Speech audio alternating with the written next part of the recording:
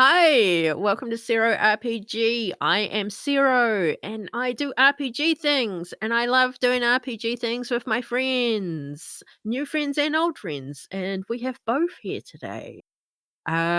Just quickly point out that you guys, the audience, are able to influence this game. There are two ways of doing so. Oh my God, Dixon! Oh, You're perfect late! timing! Sorry, I was logged into the wrong account.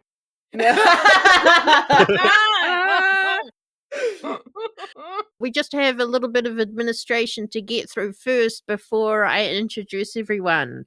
First, you guys know, as always, you can influence the game, and there are a couple of ways to do that. You can do it for free by using your Kiwi coins. That's the little Kiwi icon at the bottom of the chat there, to give a hunter either a +1 or a -1 to a roll.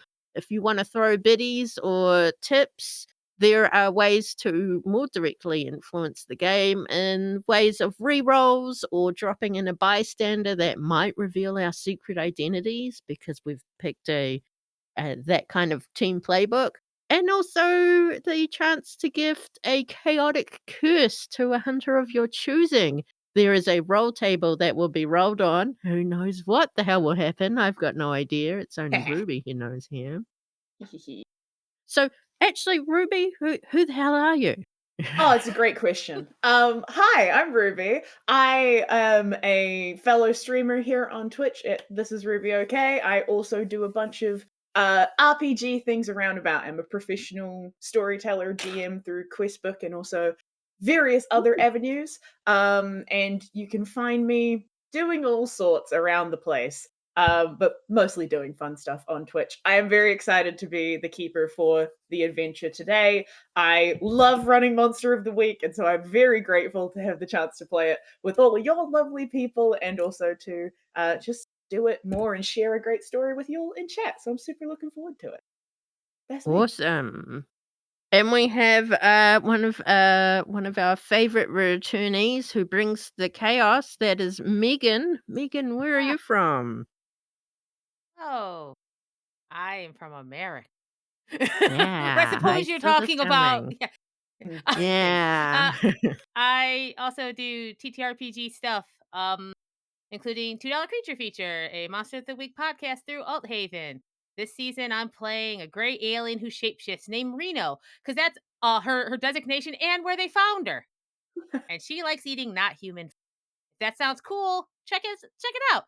I do other streams too. You can see it on my socials, and theoretically, I stream. It's been a few months. It'll probably be a few more months. You know, I take breaks in between when all of a sudden I don't want to go live. I'll go live again someday. Don't worry about it. Also, I draw stuff. Okay, Yeah. that's me. Speaking of drawing stuff, Meghan is the one, the person I commissioned for the logo for this stream. Isn't it awesome? Thank you. It's cute and adorable. And we have a new friend. We have Loxley. Loxley, what are your Hi. credentials? I'm Loxley. I don't have a lot in the way of credentials yet. I'm from the relatively new podcast Storybook Ending. It's a spell the RPG podcast about words, the humans, the stories they take and make, and the words that make them. As you can see, I'm great with words, so I'm very qualified here. I use VVir or they them pronouns, and yeah, I'm super happy to be here. Very exciting. Awesome. And I guess we should talk to the imaginary person, Rosi. Rosi, what are your credentials there? Hey everybody, I'm Rosi. Yeah, I'm Where a do you long or time. do not exist, I guess. I am corporeal, as I say. I am a real person, definitely, not Dixon. For sure, not Dixon. Sure. But yeah, I'm a longtime professional podcast guest. Well, I should say amateur. I never get paid for these things. But I feel like I'm one of the older guests today because I slept in and now I can't turn my head to the left. But yeah, that's my credentials. Nice. Okay, we'll hand things over to Ruby. Ruby, please take us away. Amazing. Let's jump into it. So, a little bit of an introduction for all of our wonderful players and for y'all in the chat as well. Allow me to introduce you to the medium town of Rowbit. It is a nondescript town in a nondescript part of the world, so that I can put on any accent that I want. And it's just a little bit too big to be called a small town. It's not quite that quaint. One might call this place cozy in the way that a beige woolen blanket is cozy, or a pair of Ugg boots are cozy. But for all that it is lacking, this dead-end town certainly knows how to celebrate its most middling achievements. There are statues crafted for the most mundane heroics, plaques commemorating what were almost world records, and just recently they held a grand unearthing of the Rowbit time capsule. Been in town for 200 years and finally made it back to the surface. Um, Unfortunately, in the days following the time capsule, a number of mysterious animal attacks have hit the headlines of the Rowbit reader, and an unruly aura has settled over the town. Something weird is going on, and in Rowbit, there's only one team of unlikely companions that can solve the mystery for the sake of the town. So let's get to meet them now. We are, as our camera descends down over the top of this middle town, we kind of head off into a more off the beaten track area, kind of through a section of trees, and to a beautiful escape away from whatever humdrum or busy lives you might have in the main drag.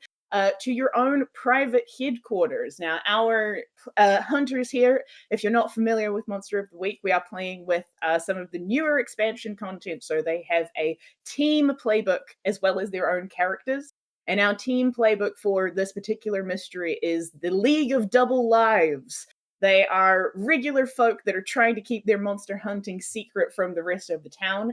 And as part of that, they get their own private headquarters away from anybody that might be able to find them and interfere with their monster hunting investigations. And as we zoom in on this building away in the trees, we do notice that there is a lot of kind of technical gear that is set up along the roof work of this building. It looks like there's a lot of kind of broadcast antenna and satellite dishes and all sorts of equipment capable of sending messages and content all over the town of Rowbit. And as we zoom in through one window, we see the individual responsible for such broadcasts. Meghan, do you want to introduce what your character looks like and what they do? Hi, yes. I am playing Finley, the expert. She, her, and her regular job. I don't know how regular you consider this is. She broadcasts a radio show slash podcast called Monuments of Mystery. This town is very interested in both monuments and mysteries. And she just likes to be a comforting voice about how, you probably didn't see what you thought you saw, and you don't have to worry about it mostly. So it's fine. This is definitely not a cover for our group's activities. And, she's professionally, she's a calm person. But, perhaps once the microphone is off and she straps on her flamethrower, it changes a little. Yeah. Yeah, amazing. Do you, for your broadcast, does it work like a kind of radio show where you get like callers in? Is it a live thing or is it pre-recorded?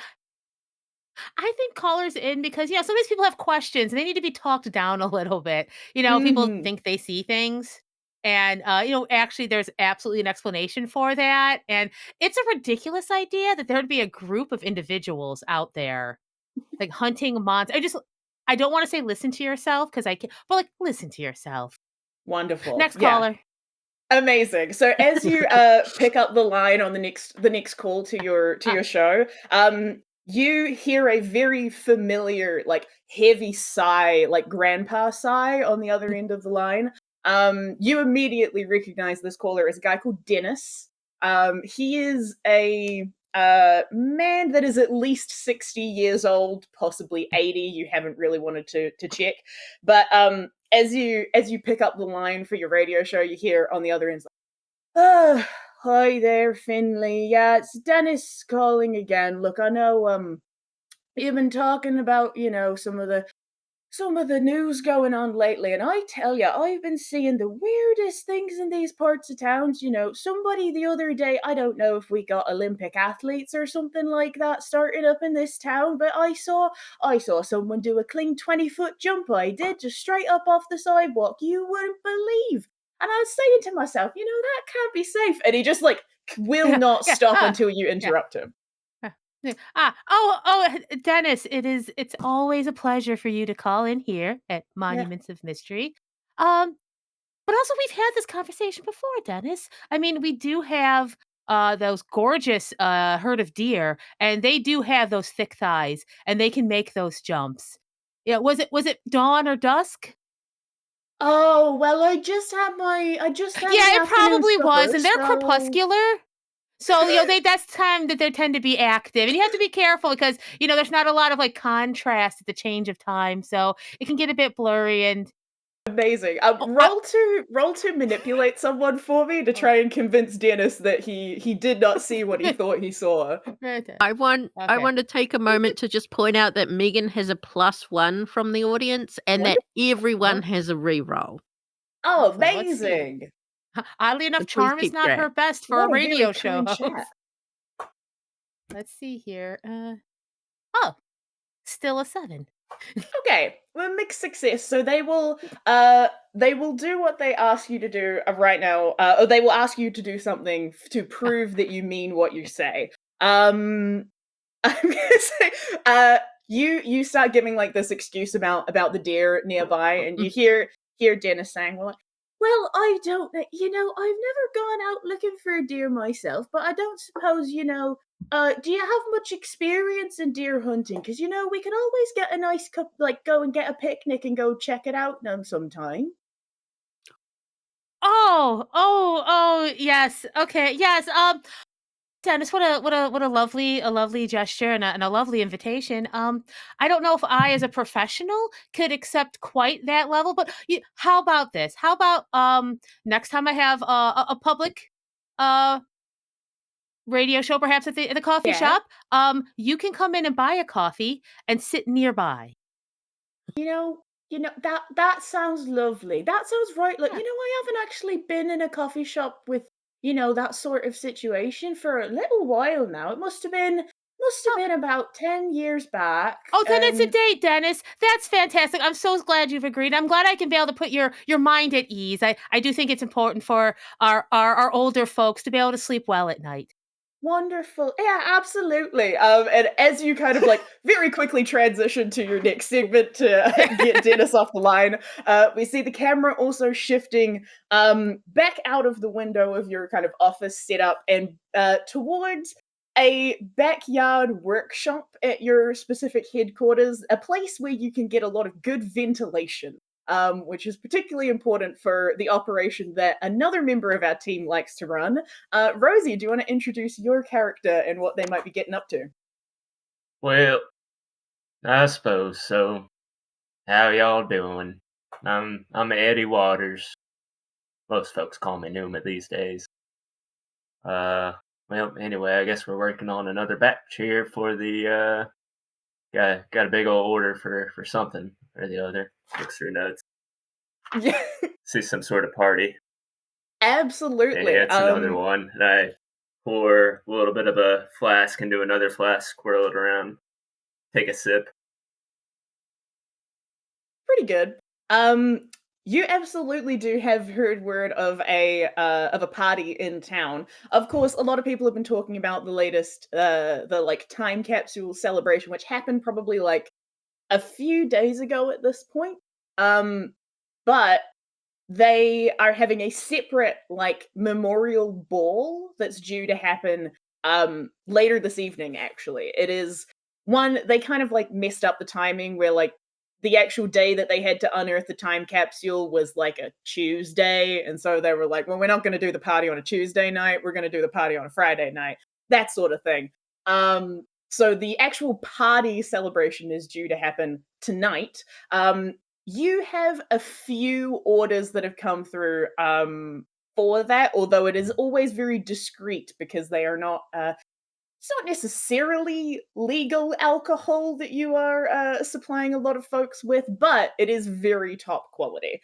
I would also like you. Can you please roll for your hunches as well as you are going about your business, making some unlabeled alcohol in the back garden? Certainly. Pretty sure this button does it. Okay. Cool. That is a mixed success. Let me remind myself what you get as the spooky with your mixed success. Interesting. Okay. As you are like getting all your different decanting processes underway and kind of taking a sip, testing out the product, you get this weird sensation, and it's something that I think Eddy has encountered before. I don't think it's entirely unusual to Eddy, and in fact, you might have gotten it like once or twice in recent memory, like over like a little while ago. But this time it feels a little bit stronger than it usually does. How do you think these hunches like manifest for Eddy? Like, is it a taste? Is it a physical feeling? Is it a thought? What does it feel like? I imagine it's a bit of a connection to the substance that I'm consuming. It's Mm-hmm. maybe this kind of gets like I take a swig and it kind of connects me back to a former time, Love that. like a Wonderful. similar taste or something, which is the Yeah, effects itself. love that. You take a sip of your alcohol for a second and kind of do the like sommelier, letting it sit on your tongue for a little while, see what vibes the drink is trying to give to you. And as you sort of attune to the flavor, you pick up on this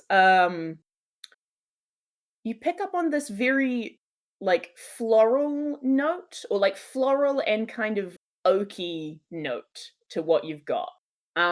Which is unusual because this is not alcohol that is aged for a very long time. But you pick up this flavor that makes you think of like trees, or like sitting underneath a tree and having a cool drink underneath a like in the shade of a tall tree. Um, but it has this kind of hinge to it that makes you uneasy. Feels like something uncomfortable about it. Is that something that you would like? Do you share that with people a lot, or is that just a kind of thing that Eddy tends to note and just kind of keep in his back pocket? I believe that he just kind of keeps that one in his pocket, Nice, cool. as he continues to fill up mason jars of this substance that is brewing. Wonderful.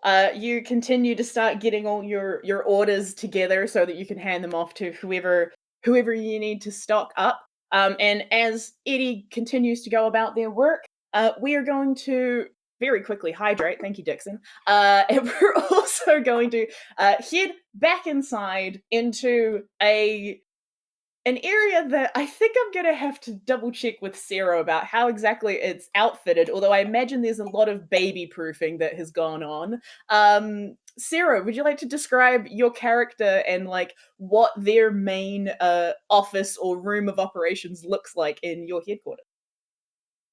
Well, I'm playing Esther. Esther is the hex. No one knows really how old Esther was before she was hexed, but right now they estimate her to be about almost 3 years old. At least that's what her body looks like, an almost 3-year-old little girl. She still has the mind and the powers of the original older version of Esther, but she is unfortunately in that of a small child. So everything is low down for her to be able to access. Mm-hmm. She has some abilities that she can, she can grasp things, turn things, that kind of thing. But she does, however, has a little kid voice like this. Great. Oh, it's very Wonderful. hard to take us seriously sometimes. That was nearly an across the board facepalm. Amazing work. Wonderful. Is it still like what kind of work does Esther get up to in her own time? Is she investigating almost all the time, or does she have her own projects that she's working on, even in her current condition? I mean, she usually goes undercover Mhm. in public settings. Mhm. She has a pram and everything, but she has to enlist the help of one of the other hunters Of course. as her auntie or uncle. Mhm. Um, but at the moment, she has a little keyboard and she does a little bit of, not really hacking or anything like that, but she can look through Facebook and things like that, looking for background information. Absolutely. Wonderful. Do you think that Esther would be looking into like the mysterious deaths that have occurred so far, or is there something else that she'd be trying to research? Well, she'd also be hunting down all of the people who have wronged her. And Great. all of the people who have, like, pinched her cheeks, Uh-huh. little old ladies on Facebook that she finds, so she can, get her revenge on them. Because Wonderful. that's her temptation is vengeance. Love that. Go ahead and I'm gonna say roll to investigate a mystery just to see how well you can kind of face a book track down or what these people are getting up to Okay. in the moment. Submit. 13. I find them Vengeance. all. Amazing.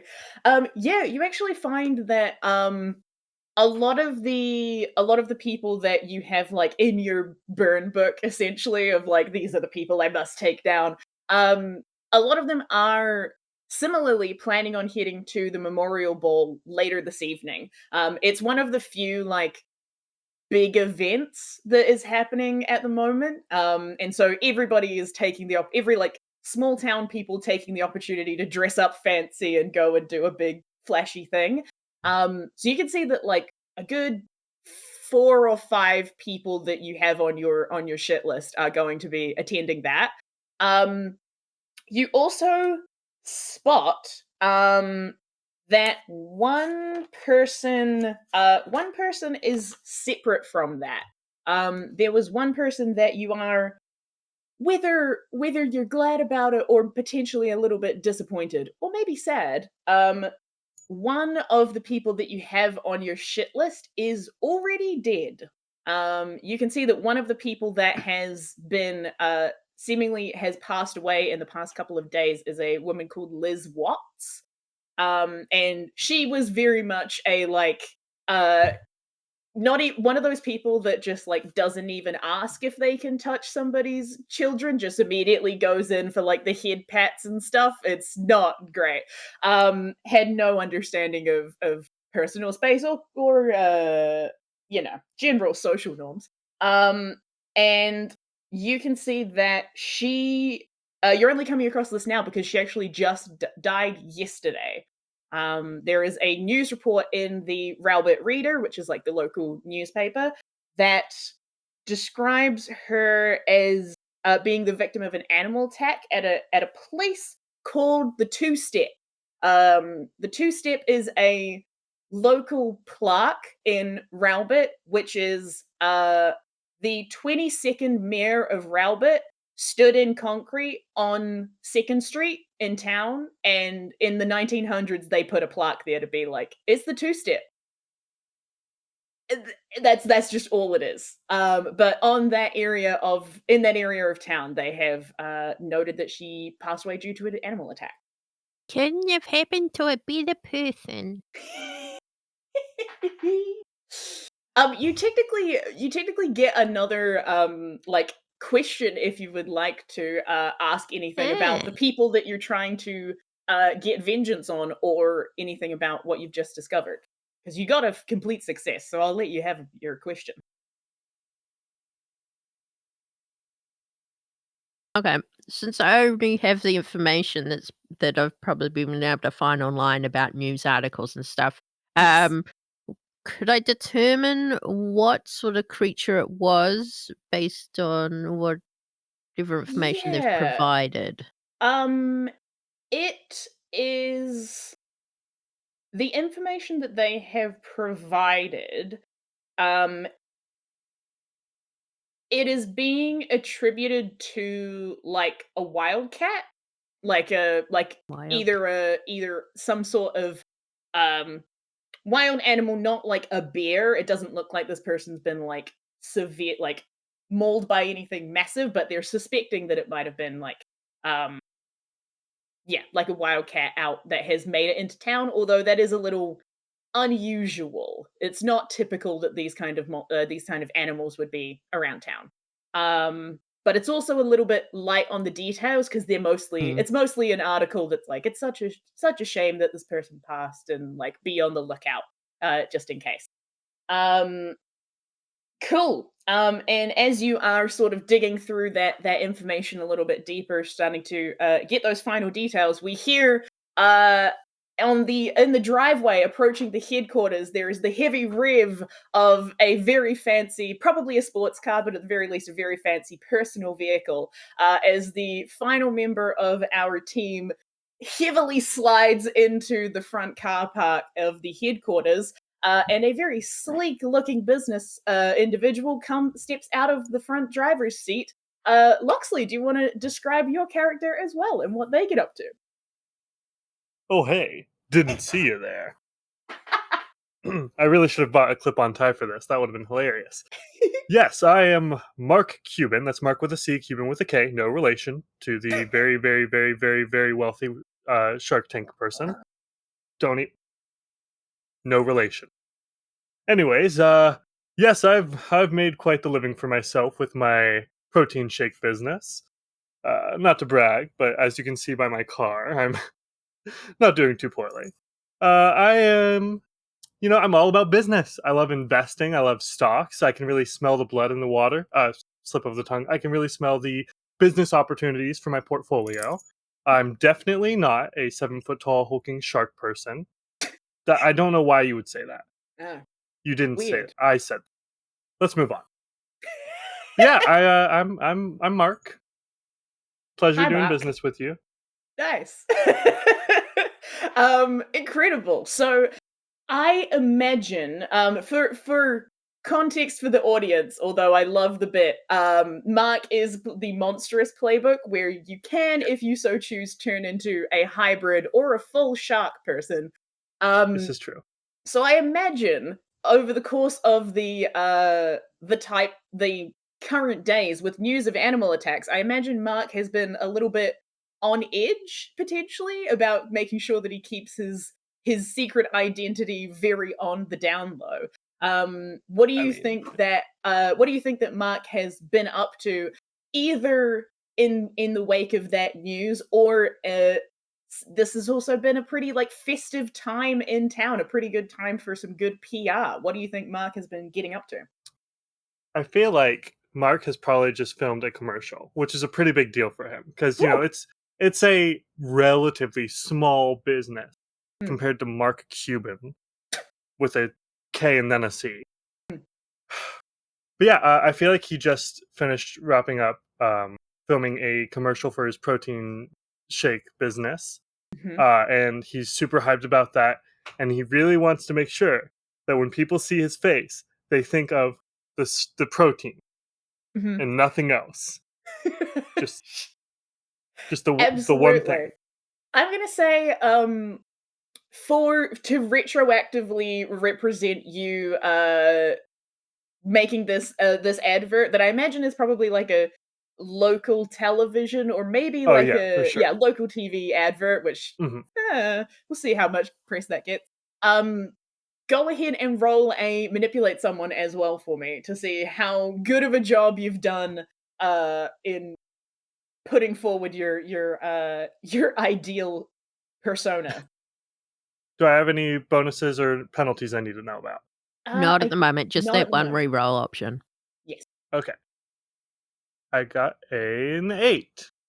Okay, so a mixed success. So I think you, over the last few days, you have put together that um you think that your advert has done okay, but I think you're aware that there needs to be some sort of like big public display for the people that don't watch regular TV anymore. So like the people that are just out and Ugh. about in town, you're gonna need to actually get your person out there to kind of get in the middle of this whole situation. Um I would well, do you think that Marc would have come up with any plans about how to do that in the I think current situation? he's still the idea is still kind of swimming around. It's in his brain. It's in his brain. It's stewing. Mhm. There's no water or bodies of ocean. No, absolutely. He's thinking about it. He's got some ideas. Wonderful. I love that. Um, I would like everybody to roll a straight up weird check for me in this moment as you all kind of come together and are reconvening in headquarters. Um, cool. Okay. I'm keeping track of the rolls in the roll 20. So we've got a couple of mixed successes. We've got at least one full success. And I think we just need one from I'm Sero? sorry, what am I rolling? I Just wasn't weird. listening. Just straight up weird. Straight up weird. Okay, sorry. My No, you're bad. good.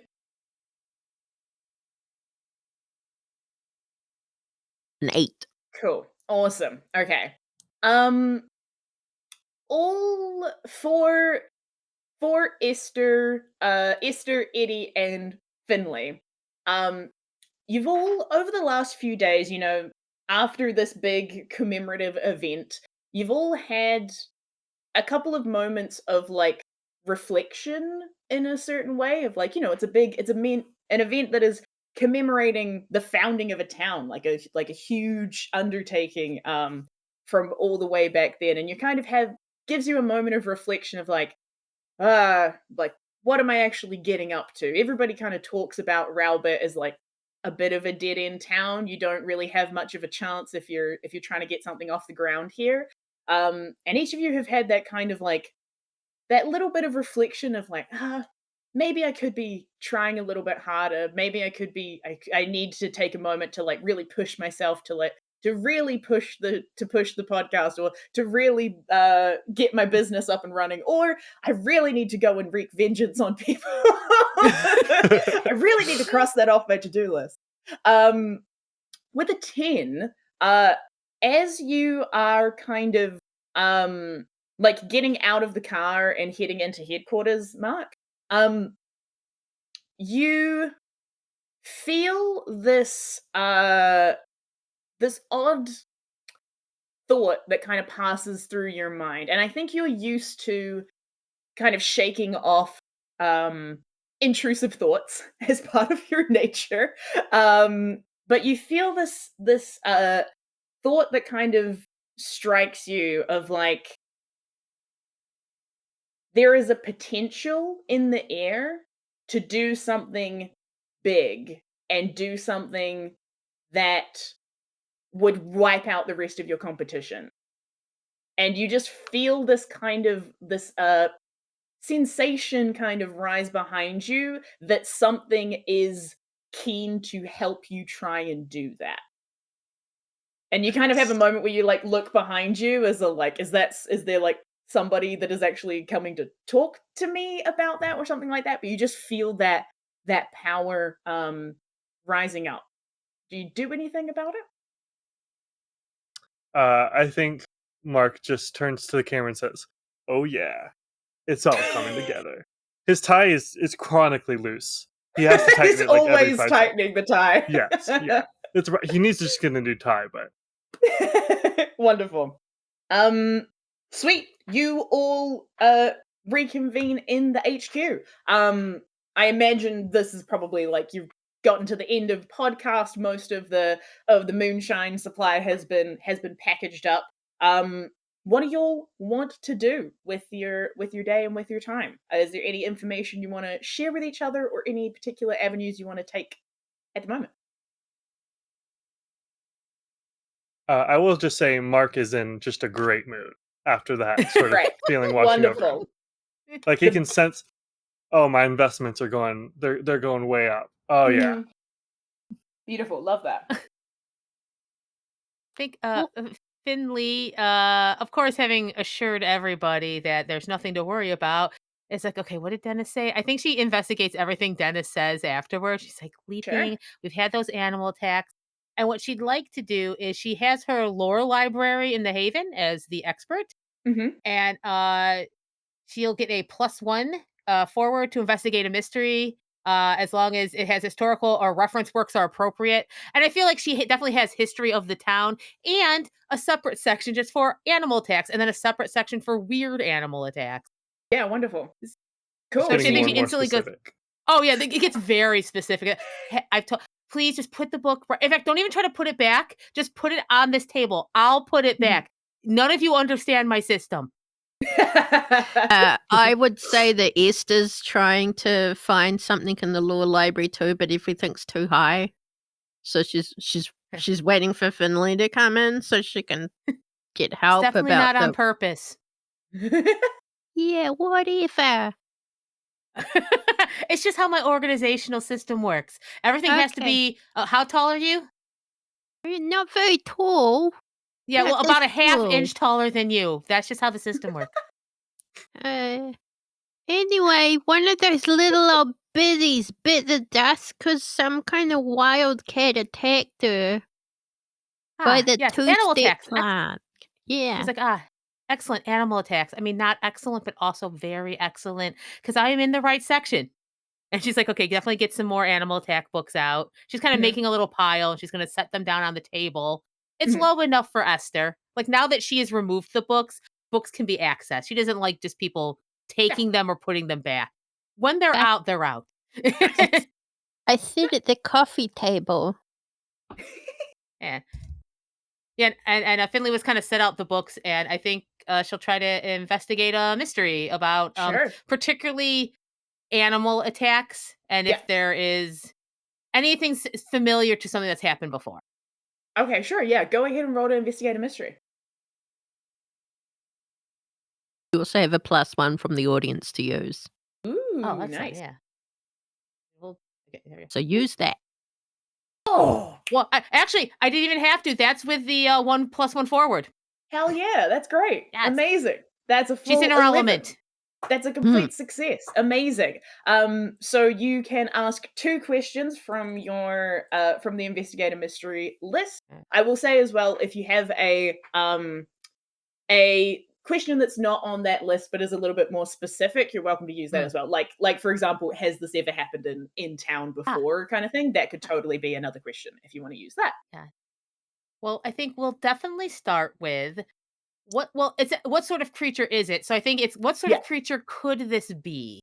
Okay, yeah. Nice. You start looking through a bunch of your general like weird monstrous animal like information that you have in your library. And also correlating that or like checking that in with your general knowledge, like your history books for Rowbit in particular. And I think what you discover is that um you're not actually 100% sure that this is an animal attack. Like the thing that you most notice is like going over the details of like how it's kind of referred to in the articles and things like that. It's a lot of like alleged animal attack or supposed animal attack. The main thing that it mentions is that the people have been like physically attacked, but it doesn't specify like bitten or anything like that. It's kind of talked around in vaguish terms that you're not 100% sure that this is just a monster, or is just an animal. It's more that someone has been attacked in a animalistic way that then the Mm. press is just attributing to an animal attack. So it's you're not 100% sure that it is like a wild cat or something like that. Also, doesn't necessarily make sense with the surrounding geography. We know that there are deer nearby. You don't get a lot of deer where there are wild animals that would attack like that in open. You do notice that a lot of the attacks seem to be happening at night. And it seems to be a mixture of at least the ones that have happened recently is a mixture of some of them are kind of on the outskirts of town and some of them are in central city, which also doesn't really make sense for an animal attack because how would it Yeah. get in the middle of town to be able to do that kind of thing? Okay, so Philly's Mhm. books. Okay, she starts kind of closing up the animal ones and putting them exactly back. She has a whole section on sharks now. So this isn't That's I she has a don't. couple new ones. Yeah. Yeah. It's a sign of respect. And then she starts to go back and she starts kind of getting more history books. And I think Mhm. she definitely has some like old newspapers. And I Yeah. think the second question is a kind of had what you said is if possible, she would like to ask, has something like this that has been described like this Mm. happened before, specifically if possible? Yeah. She realizes that the time capsule was open and Sure. she's curious with a focus if possible on about the time that was buried. Ooh, okay, sure. Interesting. Uh, you start looking back. I will let you know for free, as part of asking the specific question. Something that you discover is that there's not a lot of published history within the first like 5 years of the town being founded.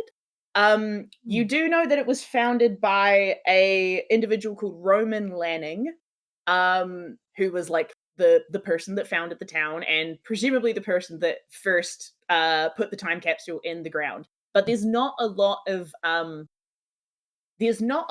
publicity that still exists about it in a way that kind of to you seems suspicious. Like it seems Hmm. like something about the founding of the town has been at least very heavily concealed, if not tried to be destroyed And retrospectively. Mark's always talking about you have to make a brand. Exactly. I've been Um listening, and it's some really good info. This seems like the opposite of that. yeah. Um One thing that you do notice in terms of whether this has happened before, um, I'm going to say you've got an incredibly extensive amount of historical tomes for about the town in particular, and because there's not exactly a lot of news that happens here, but you notice that there are a few other incidents similar to this that have happened over a span of many like, over the time that the town has existed. So, like, not necessarily recently, but over the Hmm. town's entire history. Um, you notice that, the cases that stick out most to you is a number of articles describing, um, fights where it seems like people have just like suddenly started a fight that ended up being Hmm. fatal. And it's often described as like somebody just went wild and attacked somebody. And you notice that popping up like 4 or 5 times across the history of the town. There are some, like, notable ones that namely made the paper because uh, they were attributed to being, like, the culmination of a known feud in town. So it'd be, like, 2 people that people knew had beef, and then one of them just suddenly snapped and, like, Hmm. straight up killed somebody. And the way that those are kind of, referred to brings to mind the articles that you're reading Hmm. now, in that a lot of the ways that people that like you obviously don't have police reports, so you can't look at injuries and stuff, but like Yet. if it's not a wild animal, a lot of the injuries that are being hinted at could just be somebody going Hmm. absolutely madhouse Hmm. and physically attacking someone. Yeah, she goes, okay. Yes, human. The greatest prey. Okay. Okay. Esther, can I? Okay, can I have that book? Are you still using it? No, you can have it back. Okay, I don't want to stop. I don't want to stop you when you're in the zone. I would never dare. I don't want to be on that list. And she kind of starts putting away, and she has this like just this a notepad full of like notes and stuff. And she's Mhm. like, "Okay, everybody. Okay, this one's bad. This one's bad. I'm gonna be honest. This one's bad. This one's bad. People are kind of losing it, and not in the regular way of Railspit, where it's just that general sad losing it. This is just an eruption of losing it.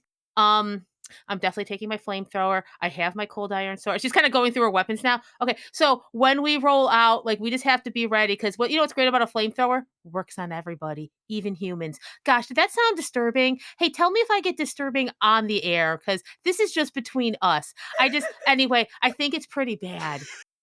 Pnuema, I'm gonna need some of the good fuel. Like give me that experimental stuff, the stuff that you're kind of afraid of. That's the stuff we need. Amazing. Cool. And I'm guessing in that you're kind of relaying the stuff that you've found out or Yeah. what you've just uncovered to people. Amazing. Great.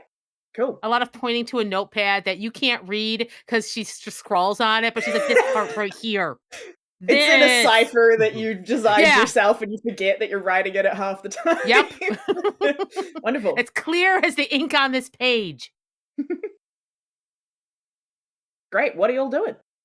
Should we go to the last scene of the crime where that little that bitch Liz Watts bit the dust? That or I heard on your show. Yes, I listen. I know. You can thank me later. I heard on your show that that old man he saw something strange, and just between you and me, I'm not so sure it's deer. Oh no, it's absolutely not dear. I have to talk him down all the time. He's very perceptive, and that is bad for us. I mean, at least he informs us of the things that are going on. Oh, he's useful. I think I have to drink coffee in the same place with him at some point. But that's not a thing I have to worry about now. What we have to worry about now is people snapping. Esther, what's your rage level right now?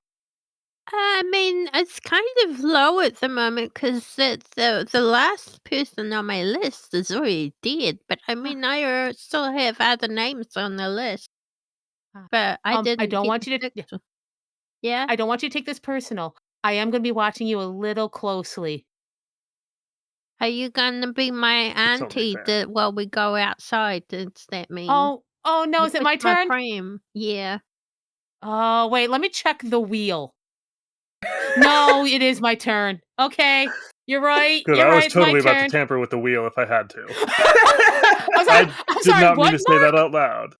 I Oh, didn't. I, Hey, you want a protein shake? I got a new I, flavor. It's great. oh, It's tuna. that's okay. Makes note. Start ethics part of library. I'm a I want to businessman. I've point never out. heard of them.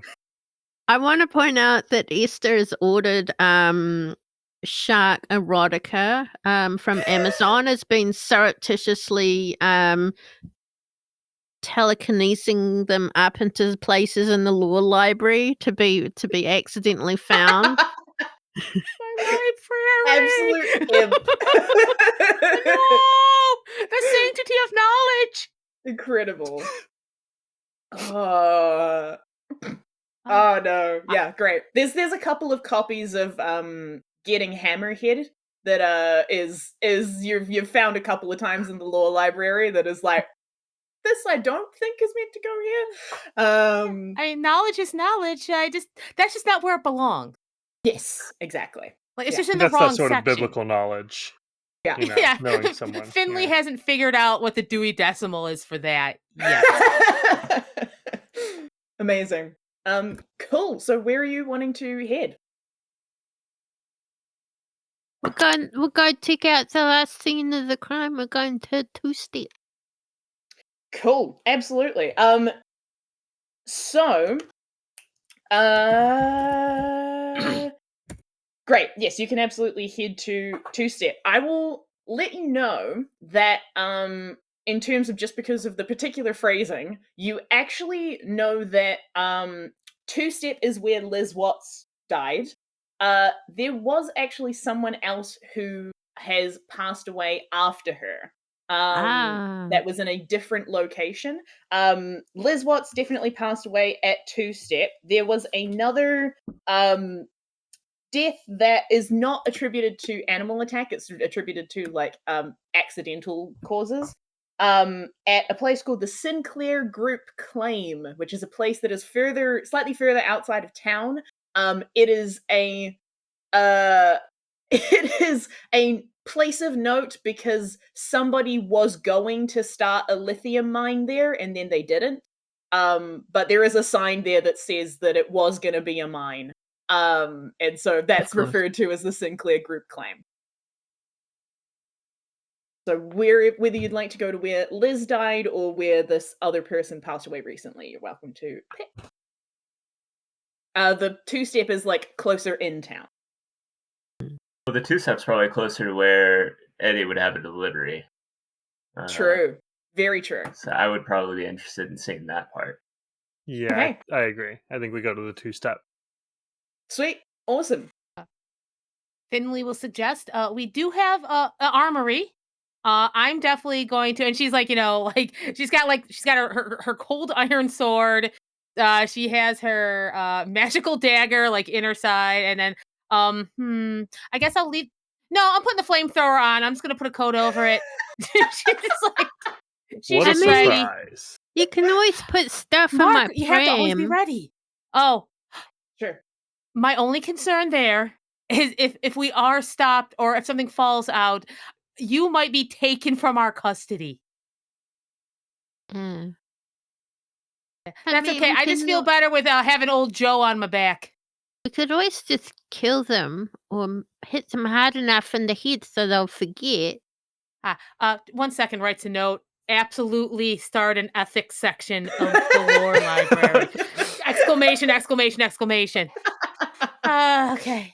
Or we could Amazing. give them the moonshine. That might help them forget. Let's go. You know what? I think we should just get going. I think we've done enough thinking. It's time for action. Incredible. I can't Smash cut. yeah. There is like like an Edgar Wright style like suit up montage of just like bottles of moonshine, baby bottles, I tie in my tie at least 3 separate times. Yeah. Fueling up the flamethrower. I want it known I don't need a bottle, I have a sippy cup. Oh, apologies. I'm so sorry. Apologies. Sippy cup activated. Sweet. And we're gonna just smash mixing cut. the formula. There's a little bit of Kahlua in my milk. Nice. Great. And you'll head into town. The Two-Step is on 2nd Street. It's pretty close by to like the main square of town. So the city square is or the town square is where the time capsule was originally buried. That's where it has recently been dug up. Eddy, other places nearby, you would know that your deliveries are due at the Rowbit Theatre, which it's referred to as a theatre, but it's basically like a town hall that has a stage and you can put seats in if you want to put a show on. But it is that's the place where the party tonight is supposed to be happening, and you would probably be discreetly dropping off your supply before that all kicks off for people to pick up from there. So that is also nearby. But the Two-Step itself, you can see it's just a cement corner on a street, but it is like roughly cordoned off with some police do not cross tape. And you can see sort of sitting on a street bench sort of off to the side of the Two-Step is a relatively relaxed looking police officer. Y'all would know that this is Officer Willisco. They are not the highest ranking officer in town, but they're like one of the regular force. woman in her mid-30s who is very kind of sitting back, trying to not be on her phone, but is just like fiddling with a cup of coffee in her hand, is clearly supposed to be like guarding the crime scene, but it's also the middle of town. People are always going to be walking past, and doesn't seem to be actively trying to get people to stay out of the way. As you approach the two-step, and I'm going to double check that I am saying the right thing. As you approach the two-step, Eddy, even from like a few like feet away, even from a little bit of a distance, you can tell that there is something weird about the crime scene. And I think it's almost like when you're looking at it, just that particular part of your vision looks like it would look if you were drunk. And you know that for you, that kind of represents that there is some sort of like magical effect going on in that particular like section of the street. It's almost like you just have beer goggles in where the magical effect is happening. Beer monocle. Yeah, beer monocle. There we go. And you can tell that, like, even from a distance, there is something magical going on with the crime scene. What do you all want to do? Ooh. Am I going to be the distraction again? Well, given your size, you are the cutest little one we got. Well, Why I don't you take waddle offense over to there that. and ask her about the crime scene. I'm going to go I take think- a look over there. Slur my words a little, I guess. Maybe you shouldn't go with me then. That is a good point.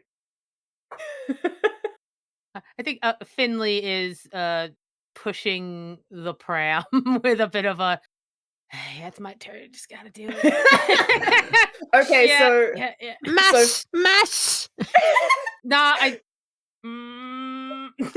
You're not gonna push it hard. Finley and Esther are going to try and distract the officer while Think so. Eddy and Marc are looking at the crime scene. Is that what I'm hearing correctly? This Oh, works better Marc. than my original plan, which was to just kind of surreptitiously walk around the corner several times so I could get a good look. And just hope they thought I was a different person. I'm very Just cuddle nondescript up. in my human form. We got a little business venture to go on. Nice. Sweet. Now you're Okay. speaking my language. I'm gonna say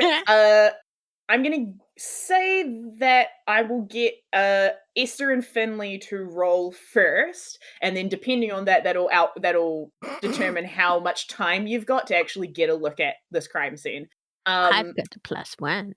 Yes, would you one of you can roll to manipulate someone in terms of like distracting Officer Willisco, and the other one is going to be free to help out if need be. So who would like to roll to distract? I have 0 charm. I have -1 charm. Beautiful. Hey, I did not plan this well. The perfect distraction team. I have a Blame +1 the though, chore at least. wheel. Mhm. I shouldn't be doing this. 7! I rolled a 7. Okay. Thank you, chat. That's with your +1? Yeah. Okay, alright. You technically a help out will not help change that outcome. I will remind you, if you really want to, you do have luck. That may lead to Actually- some worse consequences down the line, but that is a thing that you can use. We have rerolls. And You do have I've been rerolls. corrected. We actually have 2 rerolls each, so maybe I should just re-roll it. Yeah, go for it. Yeah, okay. Where's manipulate gone? I'll add that Finley's 1 standing into there. it I can't again. help. If I wink, people find it 10! creepy. Hey! Nice! That's a complete Yeah! That's success. a success. Amazing. Are you trying to distract by being adorable or distract by being a menace? Baby, ooh, a menace could get more attention, couldn't it? This is my question. Oh. A toddler has capacity for both. I'll start out with adorable and Okay, great. then get menacing. So I'll go, this is a pretty cup lady.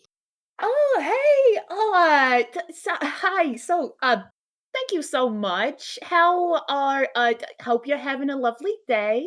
You're Esther, right? Yeah, Esther. You are so cute. Your little like outfit you got going. Did you want to help hold the cup? It's like a little Yeah. kind of like adorable it's one of the like Starbucks themed cups, so like a reusable thing that just has a cool little pattern on it. But she gets immediately entranced by little 3-year-old trying to hold a Drinking it. conversation. Oh, she just finds that adorable. She shouldn't, but she does.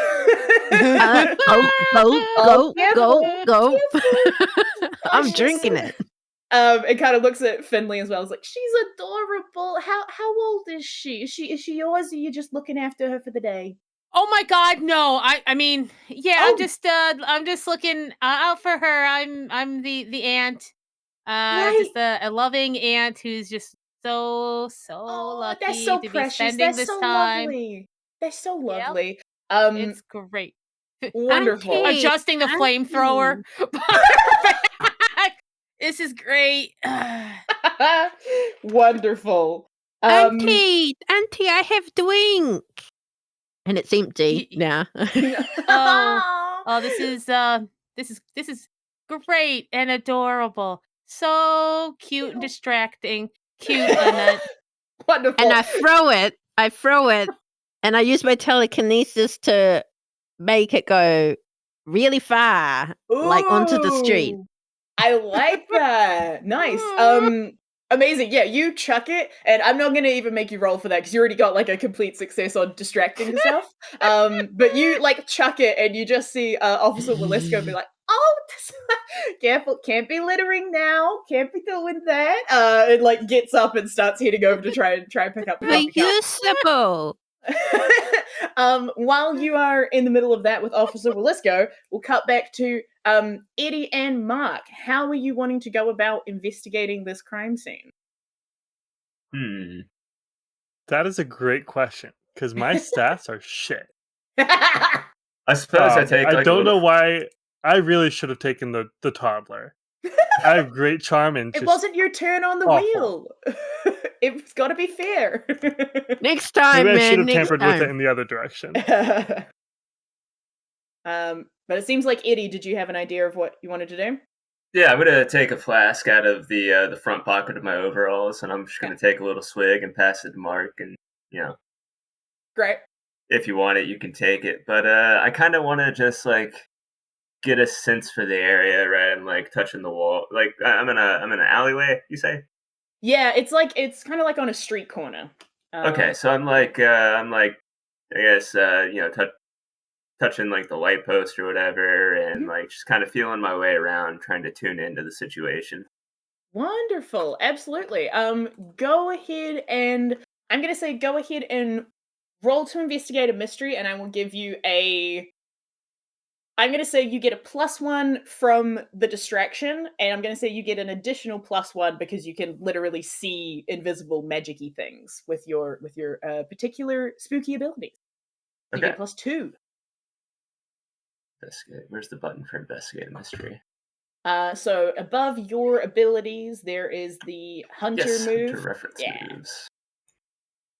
Conveniently covered by something else.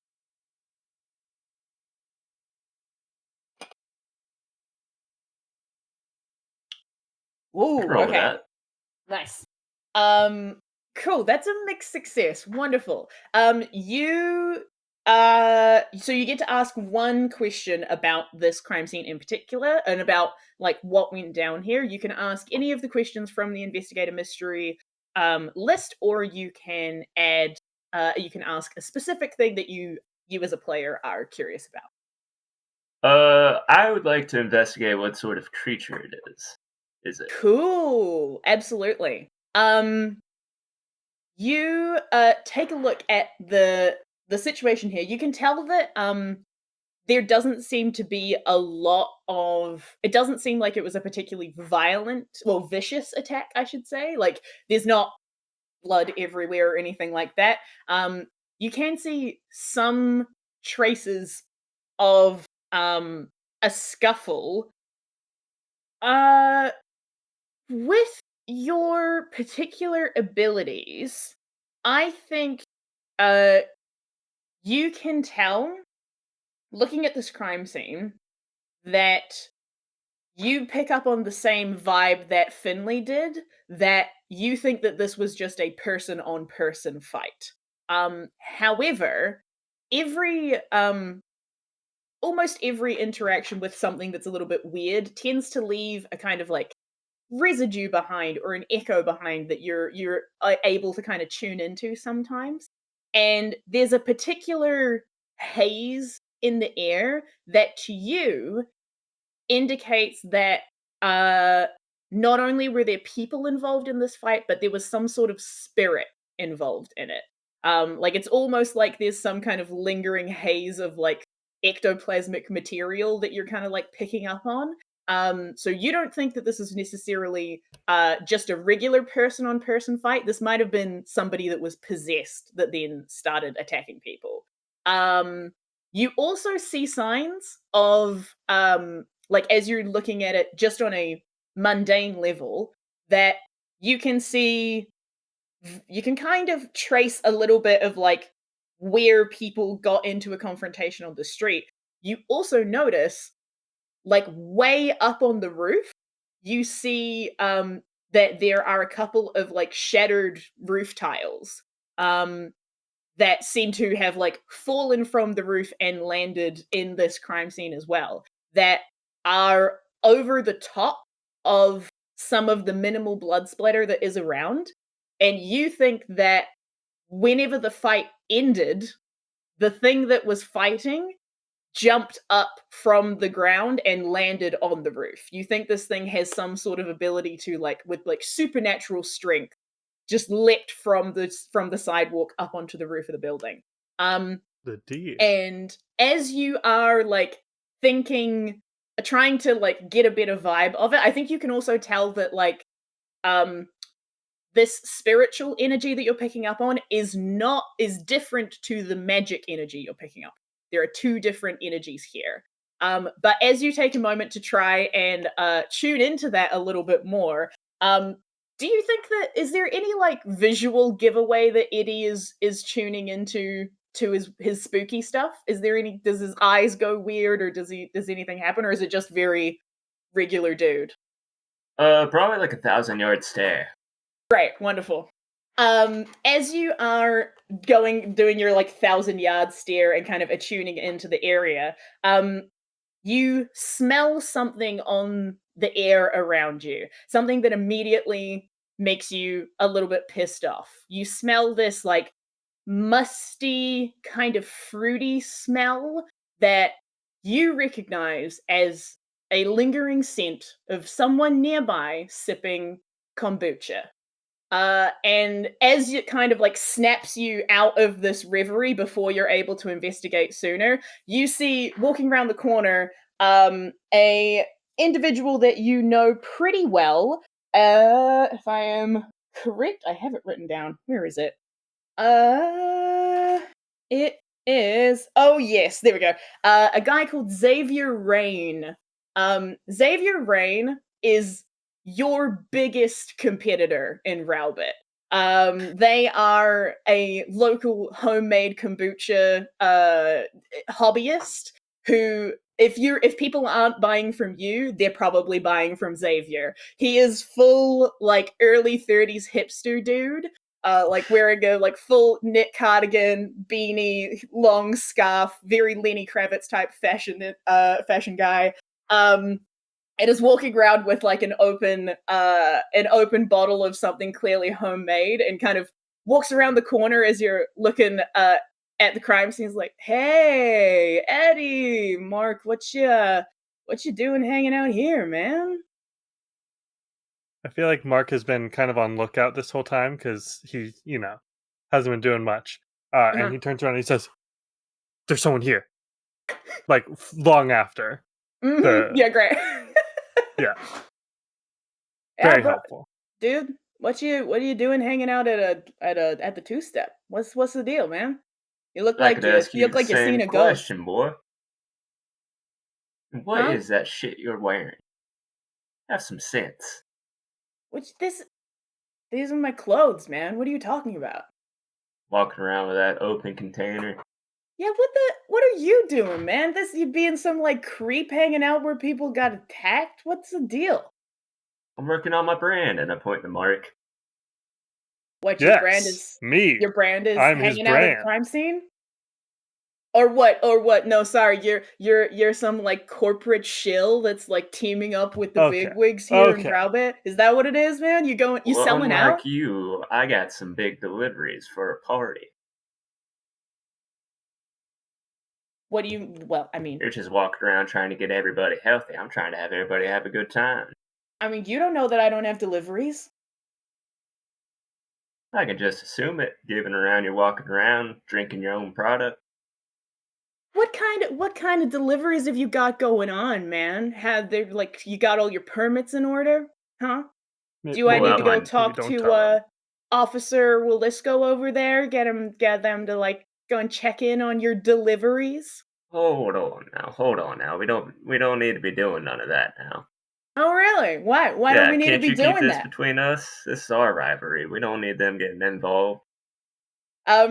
Go ahead and roll to manipulate someone, my guy. Yeah, let And me go thank get you, it. Dixon, for the bystander drop to interfere with their investigation. -1 there, Rosie. Thank you. I'm sure that wasn't motivated by anything in the past. Ooh, can I get that reroll? Because I actually forgot to give the -1 on that. Yeah, you can get a reroll. Your reroll will still have a -1, but yeah, go for it. Yeah.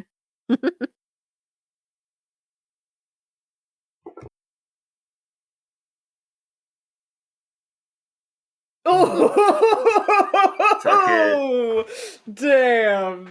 That's pretty close. Amazing. My knife had nothing to do with that death, Dixon. Amazing. Yeah, you kind of get in a little bit closer with Xavier in that like, hey, this is a beef for us. We don't need to bring the cops into this. And you can see that Xavier is like kind of still in formation to like hassle you a little bit. But before they're able to interrupt you any further, all of you are kind of distracted for a moment as you hear sirens kick up. You hear that there are two sets of police cars headed in opposite directions. And like for Finley and Esther, you would have heard the like from the distance in the middle of the town square as Officer Willisco is going and like gathering the reusable cup again. You can hear like this very faint chatter over her radio, over her comms. That's like, yeah, we got two incidents. We got one at the Stargazer and one at the Ode to Success. We're gonna need 2 units headed out, one west and east. And you can hear that there seems to be two different incidents going on across town. What do you all want to do?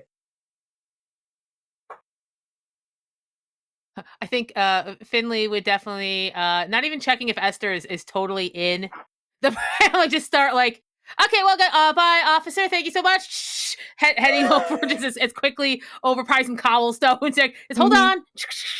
To find Marc and Eddy. Yeah, and probably not even paying attention that there's another person.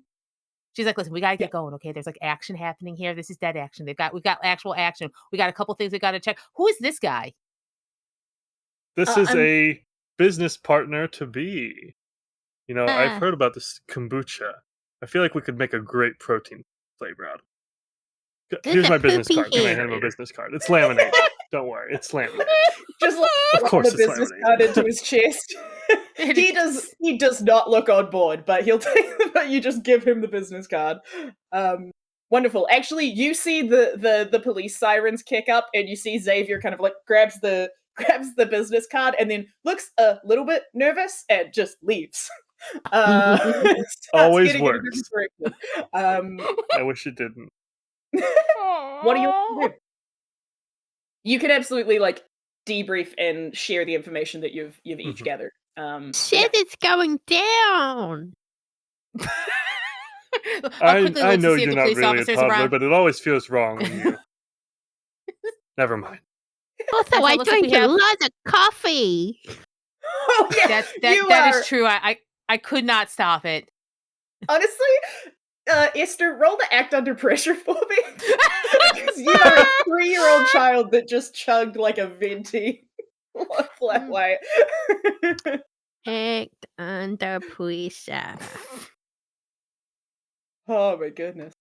That's a 10. Ooh, amazing. It's not I'm my gonna first say, cup of coffee in baby form. yeah, I didn't want to you bring the leash out again. It just feels weird. It feels weird. you very quickly acclimatized your body to be able to handle caffeine. I'm gonna say, because you absolutely nailed that, you can have a +1 forward on your next like physical interaction with something. You are just so juiced up on this huge caffeine that you Just are vibrating in there. yeah, exactly. Ready to go. But yeah, what do y'all want to do? You hear that there are 2 different situations going down. Did you hear anything about the either situation from the cop lady? Do you know anything about them? No, I just know how cute Esther is and how quick she can absolutely down a venti coffee that it's going to be a problem for us later. Are either of those places closer to where we are right now? Ooh, We could always split up. you would Every time you suggest that, and every time I'm like, no, please listen to me. I have the books, I have the expertise. Never, never, never splitting up the good answer. Yeah, I would say you heard 2 different places mentioned. One of them is a place called the Stargazer, which is actually like I would say is more out of town because it is meant to be a like a telescope to be able to like look up into the night sky. So they're further away from light pollution, so they're probably further out of town. The other one is a place called the Ode to Success, and that's SIX. That is you would know is an art installation that is slightly on the outskirts of the main business district. And it's really not a hugely notable art installation. It's just like one of the few that you have in town, but it's like a sculpture artwork that is probably closer to town than the telescope is. Well, I think we're dealing with some sort of magical being, some sort of making everybody go crazy. I may need to pick up some of my tools. It's never just the deer. Oh, I got something for them too. I think Finley is okay, so I know we said we are voting on things, so I'm gonna put my suggestion out, but I know I've been heard I'm overbearing and I can take those books and shove them sometimes. I'm not gonna name names. Looks at Esther. But I start to raise I my hand, and I'm like, oh, no. I would suggest if we go to the closer place, it might be fresher action, and then we can decide if we need to mount up. I mean, some of us are already ready, but I can understand that other people might need to go get stuff that they didn't think to bring. Some people, stay ready so they don't have to get ready, but some people always have to okay. get ready. I was born ready. A true businessman is ready for any circumstance, as long as it is already favorable for me and I have my daddy's money. Just a business joke for you. And I tap my briefcase, which definitely does not have a 9mm in it. Amazing. Fantastic. So you're wanting to head to the closer one, to the Ode to Success? Yep. Awesome. But it's a you group also- decision. It's not just Finley's decision. She wants that to be very clear and to look everyone in the eye and make sure that they understand this so there's not an argument again. Absolutely. For Ah. sure. You all also, as part of your team playbook, you all have your like individual forms of transport as well. Are you wanting to like? How are you wanting to approach this place? Because you can tell from the comms and from just noise that there are also going to be police officers there that seem to be reacting to the scene. What do y'all want to do? I'm gonna have to park my truck somewhere not near the officers. Mm-hmm. And I'm gonna, of course, open up the glove, the glove, what's it called? The glove drawer, pull out my gun. And then, of course, pull a blanket over the back of my, back of the contents that are in there. But I do grab a kind of a larger bottle of liquid. Okay. Liquid. Love that. Cool. My vehicle is my pram, so I'm gonna need a ride from someone. I think Finley has a motorcycle with a sidecar that is often used for this. She's converted it a bit so she can just like fold up the legs of the pram and just pop it in there. And she has a tiny helmet. Yeah. Love that. They're much more compact, these prams, than when I was a child. I mean, the first time I was a child. Oh, I don't like thinking about that. It's something about that makes my brain feel bad. And she puts on her helmet. Let's go! Sweet. And I'm guessing, Marc, you're in your sports car as well? Oh yeah, I never leave home without it. Incredible. All right. Yeah. Yes? Yeah. Did you want to prep something else, Marc? Or you good? No, I just realized that I said I never leave home without my car, which is kind of like, You can yeah. walk. That's a reasonable. I could a reasonable walk. statement. Or take public transport. Oh, Definitely not swim though. for a man of my stature. Amazing. I seem bigger. Oh no, not again. This is why we take separate vehicles. Yeah, exactly. This is why the van didn't work. I slowly roll up my window on my car so they can't talk to me anymore. Sweet. Cool. You'll head off. I would say you absolutely head off. As you are driving over, Marc, you probably have the most knowledge of this art installation, just because when it was put in, it was it's a very abstract art piece, but the artist has insisted that it is meant to represent like choosing creativity over corporate greed. And so like it's probably a bit of a personal affront to you that this sort of thing exists in Rowbit in the first place.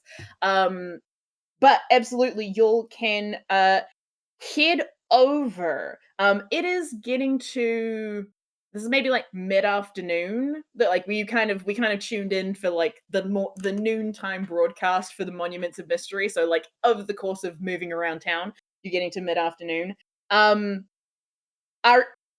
Are any of you trying to avoid the cops knowing you're here? Like I know that Eddy wants to hide the car, which is very fair. Are you trying to approach discreetly entirely, or are you fine with the cops knowing that you're there? I think Marc is probably fine with it unless the others tell him to be stealthy. Okay. I would say Finley's probably fine with the person that has charm doing charm stuff. Where I think she would try to not attract attention to a grown adult with a flamethrower and a baby in the sidecar. Yeah. That's lessons I'm learned. not a baby. I'm technically I'm just saying toddler. I'm just saying appearances. It just at that point, toddler or baby doesn't matter when they're interrogating you about what are you doing. Fair. I would feel like probably wanting to kind of blend in just in case any of the officers happen to know me in my line of work. Sure. Fair. So maybe like a janitor of some sort.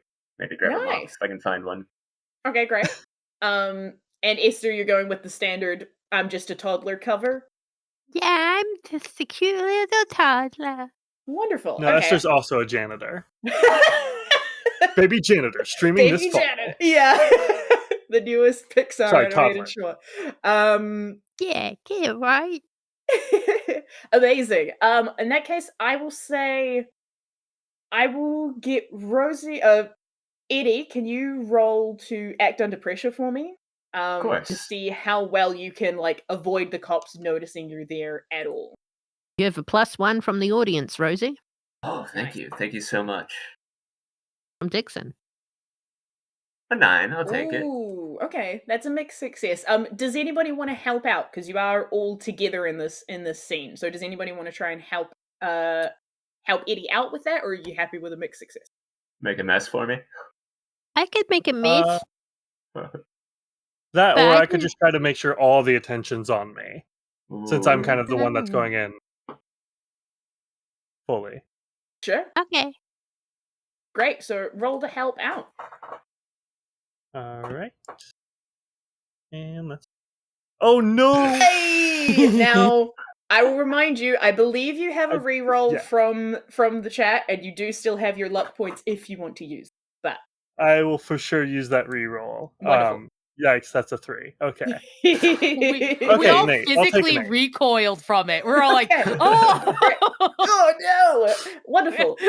Great. That's a mixed success, which is great because honestly, the main thing with a mixed success is that the attention is now on you, which is exactly what you're after. So with a mixed success, you still give a +1 to Eddy. So Eddy, you have managed to like park kind of around the block from where this art installation is and kind of approach discreetly from the other angle.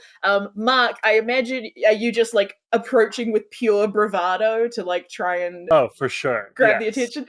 Wonderful. I I'm a parked like right by businessman. the cop cars. For sure. Great. You are, it's like approaching it as if you are a superhero that has showed up, but you're just a businessman. It's like, don't worry, the rich guy's here. I will help. Wonderful. Yeah, y'all can see as you approach, you can see that there is the main art installation is like a lot of kind of vaguely humanoid figures. It's referred to as the Ode to Success because there are 6 figures that's like part of the art installation. Yeah, I Um, know something about 6 figures. hey, nice. And you can see that there is a person that is kind of standing in the middle of these 6 figures that there are only 2 police officers here and they have not drawn any weapons, but they are like seemingly trying to talk this individual down. I will say probably I think because of what you've been researching already, Finley, um you vaguely recognize the person that is standing in the middle of these statues. They are. It's only because you've been looking into like town history. This person is presumably one of the like descendants of the town founders. This is a person called Tamsin Lanning. Um, and you don't really interact with her much. She's not anything like important in local government. She works at like the local mattress store in town. But you can see that she is kind of standing. It looks like she is like partially crouched in the middle of these figures, and you can see that all of you can see her facial features are stretched to these like unnatural proportions. She has this like unnaturally wide grinning smile and these unnaturally like wide eyes with very like fine pupils in them. And just like looks like she's ready to pounce, but you can see that a couple of the police officers are just like in the middle of trying to talk her down from doing something. Um, you can also see that there seems to be some sign that she has like a duffel bag next to her in this area, and it seems like the way that the cops are talking to her is kind of like, okay, so now just calmly walk over here. We are gonna have to take your stuff off you, but we don't want any trouble. And it seems like it sounds like she was like in the middle of something, and they've tried to talk her down to it that she's not currently engaged in right now. Eddy, as you are approaching from a slightly different angle, you also notice that there is that same kind of weird magic aura in this area. Yes, Sero, you have a question? Is she on my shit list? Ooh, I'm gonna say no because I don't think she does not. She's not overly notable. She's not a person that really interacts with a lot of folks in town. She's kind Okay. of a loner, so I don't think she would have crossed you. Yeah, I don't think she would have had opportunity to do that. Yet. Not yet. Whether or not one of these cops is on your shit list, nah. Maybe. But what would you all like to do as you approach the scene? Eddy, yeah. Do I see anything in particular with my sight? I'm gonna say roll to read a bad situation, and I will give you a +1 on that roll as well as part of your magical sight. All right.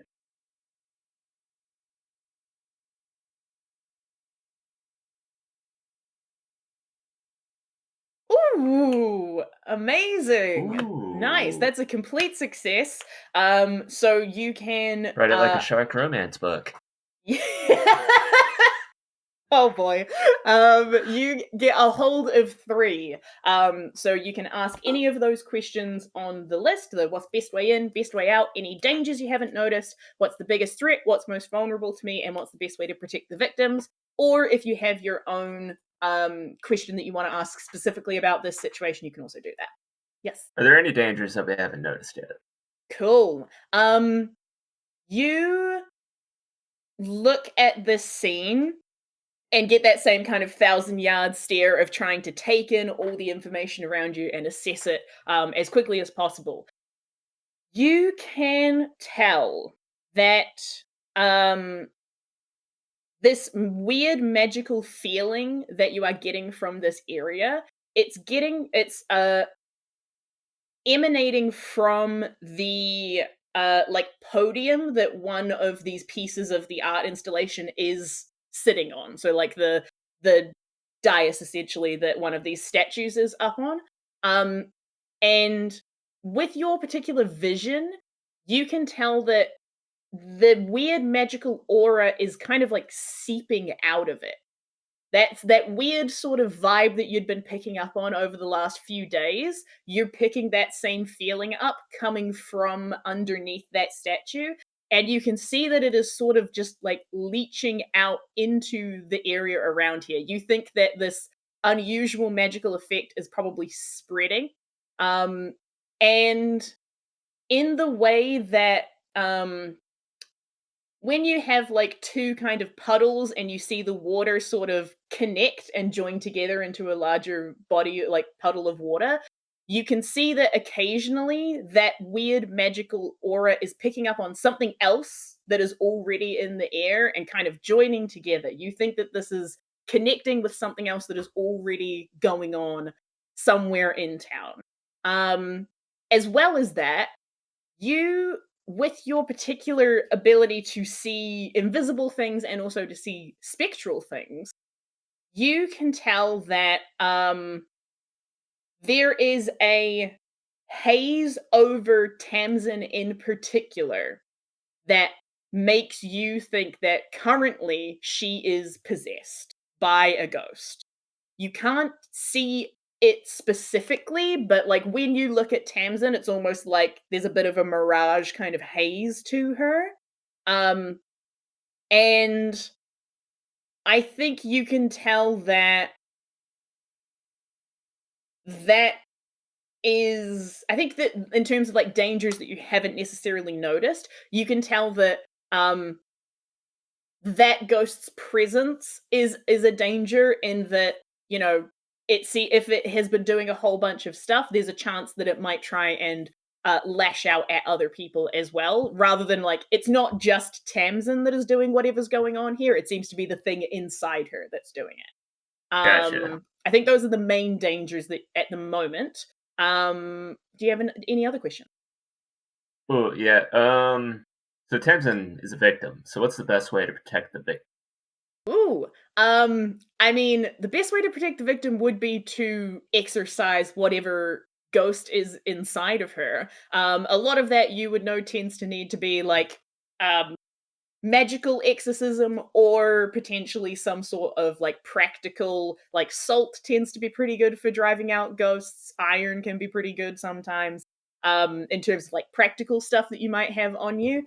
I think you would know that uh if things go badly, there's a strong chance that the cops might react in a way that would be hazardous to Tamsin. And so, like, there's another aspect to this where it's like, we need to make sure that, like, they don't suddenly freak out either. Okay. Then third question, what's my best way in to, like, get into this situation? Your best way in, I would say, currently, because Marc is already being a very distracting force from the side, I think you would know that your best way in is to just continue the approach that you've got. Like, you've come in from a slightly different angle on this setup. I think the best way in would be quickly. Like, you're not going to be able to do too much stuff because you're pretty well out in the open before people notice what's going on. So, like, your best way in is to just go hard and go fast and do something before people have a chance to stop you.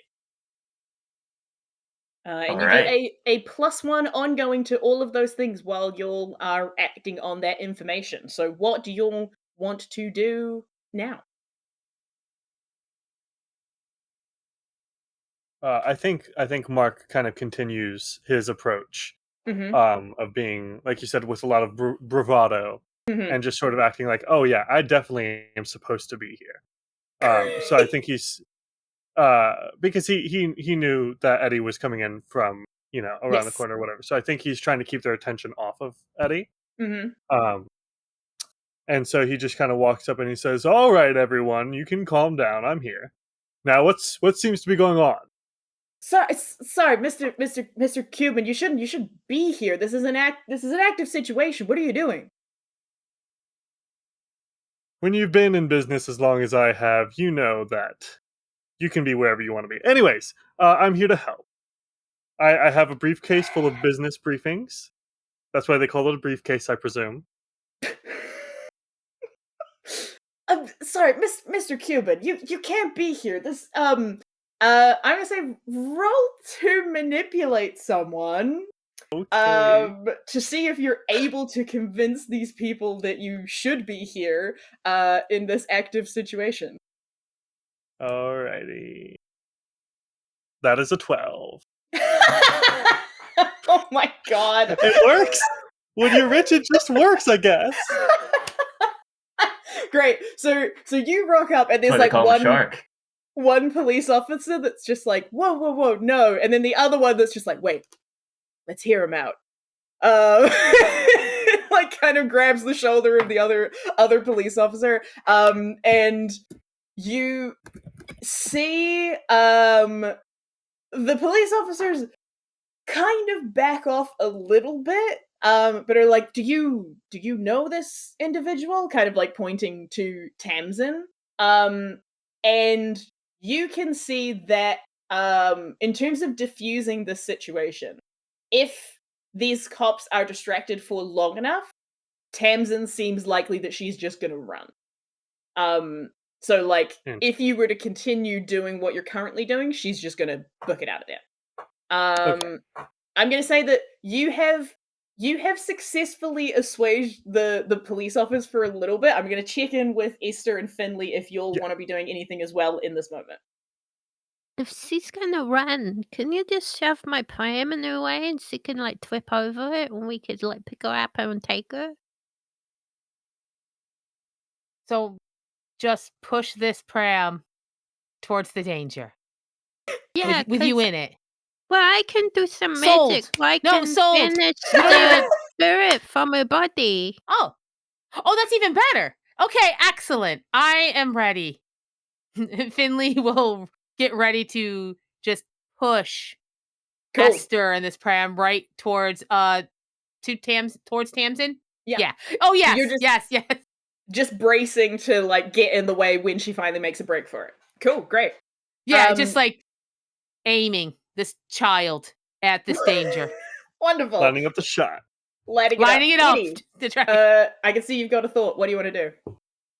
Well, I feel like Eddy might have something that could lift her spirits, so to speak, on hand, and I really want to see what, like, with this maybe janitor card I found to blend in, if I can come up with something on the spot, like a device of some sort. Absolutely. With You are the weird 100%. science. We could Yeah. grab her and put her in the janitor cart and then run off, and then we could banish her spirit from her body. Potentially. So like a kidnapping, but like for good reasons. So it's fine. Yeah. like a nice Yeah. kidnapping. Like a nice kidnapping. Yeah. They don't have a word for that. That's weird. Weird.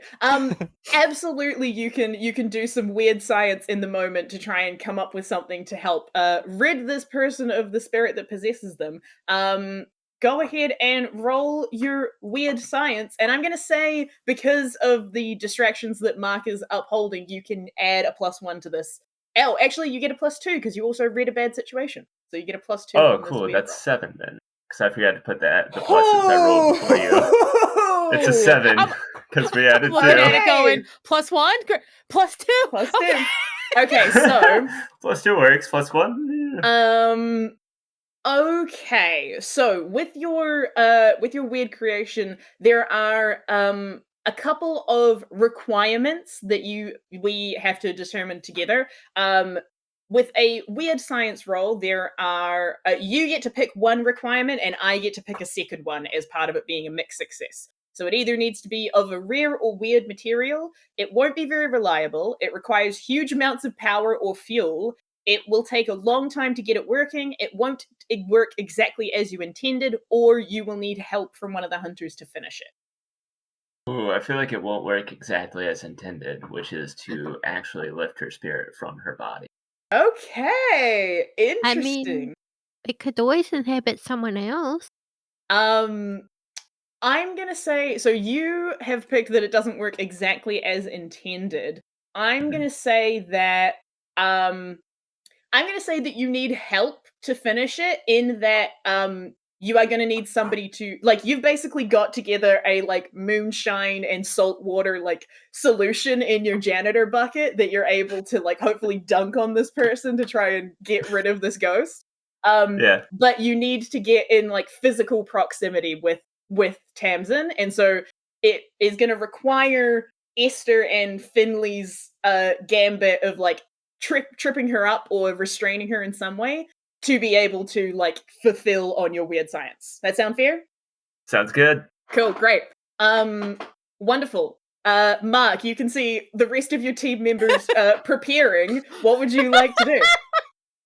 I'm just gonna keep talking. It's becoming less and less clear what I'm actually saying. A lot of business words. You hear synergy, you hear portfolio, you hear I really want to invest in the moment. We need to synergize our minds in this dark encounter. Just really just making sure that the cops are as distracted as possible. You're just holding a casual business seminar in the middle of this active situation. And he's just thinking, motivation. we never hear dividends in these sort of things. Wonderful. Marc, go ahead and roll another another manipulate someone for me to see if you can keep them distracted for long enough. That is an 8. Okay, that's a mixed success. I'm going to say they will do something. They'll do it for you, but only if you do something to prove to them that you mean it. I think that in the process of like talking about staying invested in this deal, you've like somewhat slipped into talking about your protein shakes again. You can see that like the one dude that had like been like, "Hey, let's hear him out," kind of has stopped engaging with whatever they were doing with Tamsin, and is like very earnestly looking at you, and is like, I mean, can we try some? Do you have some? And kind of like points at your briefcase. I always have some, of course. And then I realize I have a gun in my briefcase as well. I have a combination lock, so let me just. Oh yeah, sure. Yeah, I just try to open it where they cannot see what's inside. Wonderful. Get a sample of the holy mackerel. Yeah, I get a sample out. Wonderful. You always have free samplers on hand. Of course. Fully distract these cops with protein shakes. The moment that you start like getting closer in with them and fully distracting them, all of you can see. Well, I guess Marc is somewhat more focused on distracting the cops, but the rest of you that are like keeping your eyes fixed on Tamsin, you can see that when she notices that the cops are not cared about her at all, you see her like whole body tense up again, and rather than running towards you, she jumps. She jumps like a full 20 feet into the air, and is like, looks like she is trying to make a trajectory for the nearest like rooftop to try and get away. Esther and Finley, what are you doing? For 1 second, think about throwing this pram, and then just realizes she just doesn't have the upper arm strength. Can I telekinesis the pram up to her? Absolutely, you can. So this is going to be a weird roll. Are you? Yep. So you're trying to? Do you want to get the pram up to her to like hit her mid-air, or are you trying to bring her down? Okay, I want to bring her down. So I want to jump up faster and come down on top of her. Okay, wonderful. Cool. I'm gonna say roll plus weird for your telekinesis. And I have a +1 from the audience. Nice. Thank you. It's an 11. Yo! Press above. This feels like we've briefly dipped into Fast and Furious territory. Amazing. You like see the sudden change of trajectory as Tamsin just like leaps into the sky, and suddenly, rather than getting ready to like charge with the chariot, you just conjure up your full magical power, shoot all of your telekinetic force underneath you, and the pram rockets into the sky, even higher than Tamsin already had, and collides, landing on top of her and bringing both you and her down to the ground on a full success. Incredible. I'm gonna say, Eddy, as Tamsin comes back to the ground, go ahead and roll to act under pressure for me to like complete this weird science maneuver that you've got set up. All right, I'm gonna hobble over with my bucket.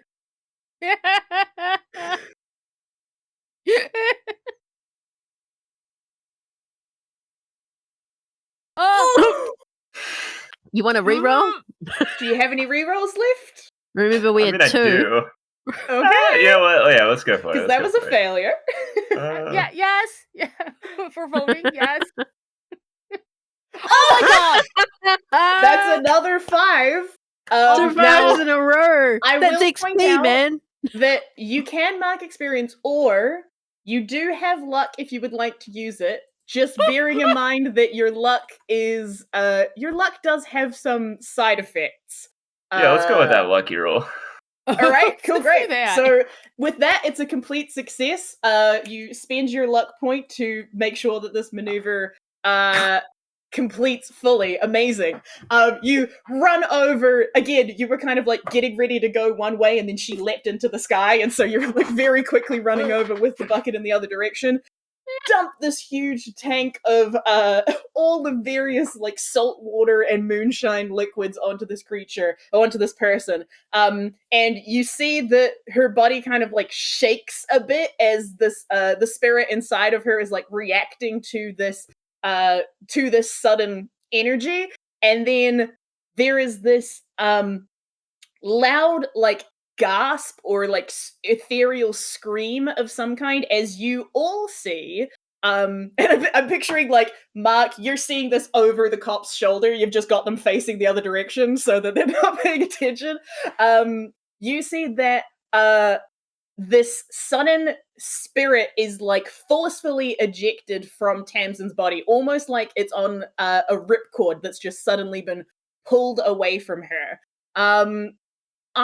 There's no negative side effects to this roll, but I would like all 4 of you to roll to act under pressure for me, just to see what you can notice in the moment. Yes, Sero. I'm great at that.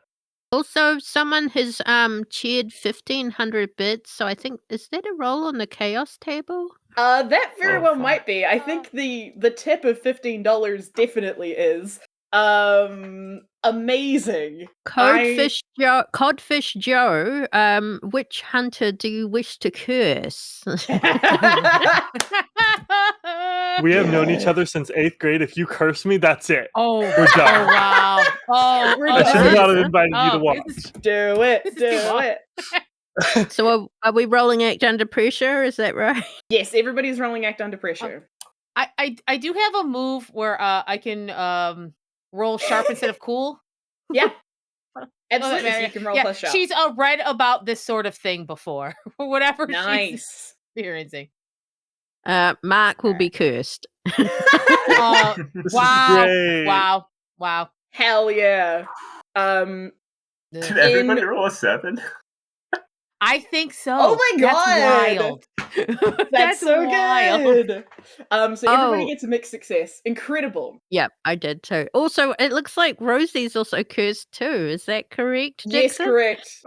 Yeah, seems like it. Oh wow. Roll a Amazing. D4. I can feel the Okay. love from chat. I can Oh, wait. feel it. Sorry, Dixon has said no. Is that Rosie is not No. cursed? We'll see. Living in a state of Schrodinger's curse. Oh, it's roll a roll D4. to see who's cursed. Okay, we'll leave that Okay. to Ruby to roll then. Oh, this is Monster of the Week. I'm not used to rolling. And D4s, what the fuck's that? Oh, great. I also got a 2. Okay. From my perspective, that would be Finley. So Finley is also cursed. I see. Okay. Okay. I'm already hexed. So. we've got the Hex who already has bad luck charm. We've got a cursed expert. We've got a spooky that just used their luck, which means their dark side is about to start messing with them. And we've got a monstrous shark man who has also been cursed. We're in for a good last hour here. Yes. We do only get one luck, right? No, you can use all of your luck in this stream if you want to. A lot of you have some negative side effects to your luck. So if you want to use it, you're welcome to, but at your own peril. Incredible. Won't affect me. So with those 7s, I'm gonna say that all 4 of you see get a brief glimpse of like the figure that is kind of ejected from Tamsin as this forceful possession is ended. You see the spectral image of like a 40-something-year-old man that looks like they are from back in like Gold Rush prospector times. Kind of like prospectory, kind of cowboy-y, like a respectable prospector. A respecter, I guess. And you and you can see that they look extremely like haggard, but you also catch a glimpse of like the effect that was taking place on like Tamsin's face, that like incredible grin and like hugely wide eyes. You catch sight of that on the face of this spirit as it is suddenly ejected from the body and like disappears back behind you like somewhere else. I think you can definitely tell that this has not killed the ghost, but you have successfully ejected it from Tamsin. At the same time, all of you in this immediate area feel something fit into place in a magical environmental sense, almost like suddenly the pins of a lock just turning and locking into position. You feel something deep and powerful suddenly set in the area around you, and all of you feel it. You get this sensation almost. Well, actually, Esther, you probably can't tell because you're already hyped up on caffeine. But you get the feeling as if all of you would have that same reaction. Like your heart is kind of fluttering in a weird, like unstable sort of way. And you can just feel the air around you. Everything is on edge with chaotic potential. I will specifically. Marc, you feel this like it's the same kind of tension as like when you're trying to not hiccup. Like you can just feel this reflex in your body of your regular businessman form trying to shift without you letting it. And you can feel that you are like in a more of a state of flux with your shark self that it could just trigger at any time. And you can Great. feel that as you are in the middle of doing your business spiel to these two cops in front of you, which would be very bad. Yeah. Finley, you feel as you are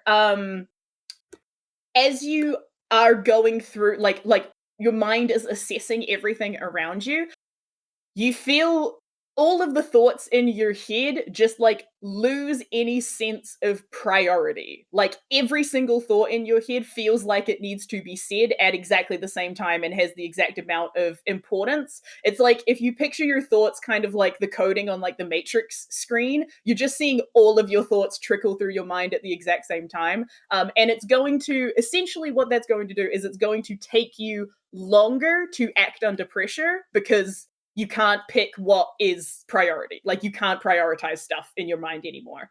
And and Eddy, there's a lot of things happening right as this happens. With the sudden incredible feeling of success as you have successfully ousted the spirit from the body, you start to notice these little blips in your vision, almost like visual snow, as you can see little specks of that blurring in your vision that usually would denote that there's like a magical or monstrous presence around. You're just kind of noticing them blipping in and out of your regular vision every now and again. And you can't quite like pin them down to anything in particular, but you're just noticing that there's like magic sort of just swimming in the air around you. As that happens, the cops are still fully distracted by Marc, who I imagine has to kind of take a little bit of a breath and talk a little bit slower. What are all of you doing as that pops off? You have successfully exorcised this ghost. What are you doing with the person now covered in saltwater moonshine? And what are you doing as you feel this weird effect start to take place? I think Marc, because to go a bit behind the scenes, his curse is a pure drive of hunger. Mm-hmm. So I think he's like handing over these samples, and then he feels that his monstrous form is about to take over, and he just grabs them right back and starts chugging his protein shakes to try and curb that hunger. There's a reason he got into this business. Okay. Amazing. Yeah, he's like, oh You're not yeah, you when this you're flavor's hungry. so good, I just can't resist it. Dude, And what then the- just chugging all of them. Yeah, you see, as you like take that back off you, the one police officer that was like a bit skeptical of you being here kind of gets snapped out of your business spiel and is like, "Wait, where'd they go?" And starts like trying to look around to spot where Tamsin like leapt to. I think you've managed to like in the course of Tamsin jumping and you telekinesis like bouncing, you've gone like across like a half a block away. Like you've gone a fair distance, so they're not spotting you immediately. But you can tell that the cops are starting to look around to try and find out what happened to Tamsin. What do you We think? better run. The fuzz is no longer distracted by Shark Boy. Mm-hmm. Okay. Don't appreciate the nickname, but I can't hear it right now, so that's okay. Mom, we need to get you out of here before they find out. Try to lift up Tamsin from her, get her up to her feet, and shuffle her Absolutely. off. She seems fully like knocked out cold after whatever that weird like blast of energy was. But you can definitely like chuck her over her shoulder and start running away. Where are you trying to get to? Are you heading back to headquarters or are you trying to go somewhere else? The truck? Yeah, and then headquarters. Yeah. Sweet. Absolutely. Marc, are you still trying to distract people while they get away, or are you just booking it as well? I think with one last ditch effort, he's just going to point in the opposite direction and say, oh gosh, I just saw her go that away. And then just as soon as the cops turn, he just starts sprinting as fast as he can.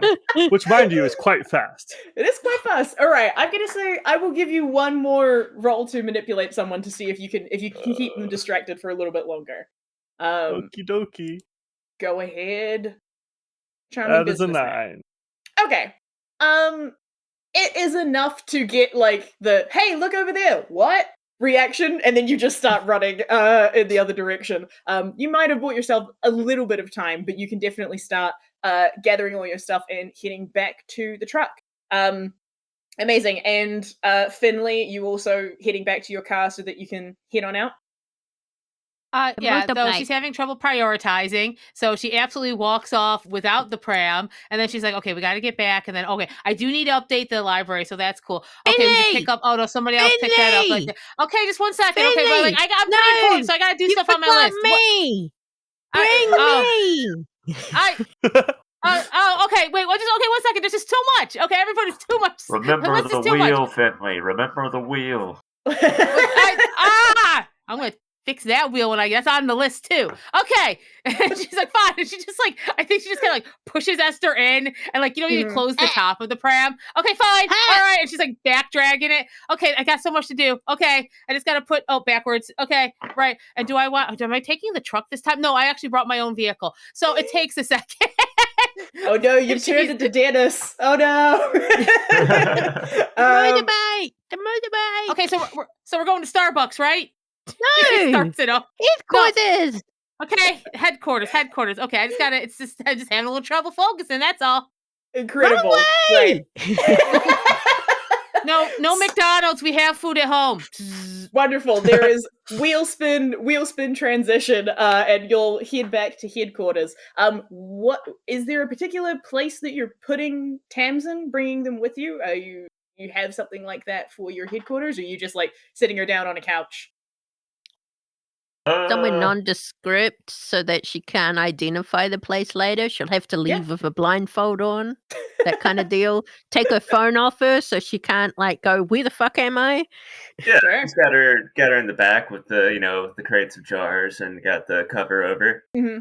In the back garage, in the back workshop. Yeah, nice. Okay. Wonderful. Cool. As we drive through. Tamsin is like I said, is gonna be out cold for a minute after that whole encounter. So what do you all want to do when you get back to headquarters? Are you wanting to complete your own investigations, or are you kind of just like waiting for her to wake up so you can ask some questions? Finley. Go ahead. I was gonna say, I think Eddy would have questions. Yep. Fair. I think we're late and we've probably come back with food because even though she said no McDonald's, we ended up going to McDonald's. Definitely went through a drive-through. Yeah, great. Yeah, I got my nuggies. I don't even Are you gonna eat all those? Because I'm starving right now. Fuck off, Shark Boy, these are mine. You got a fish fillet? No reason.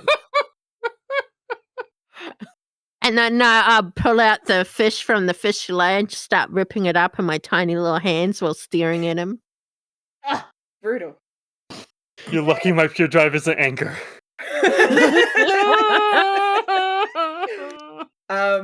Wonderful. Finley, did you have something as well, or are you?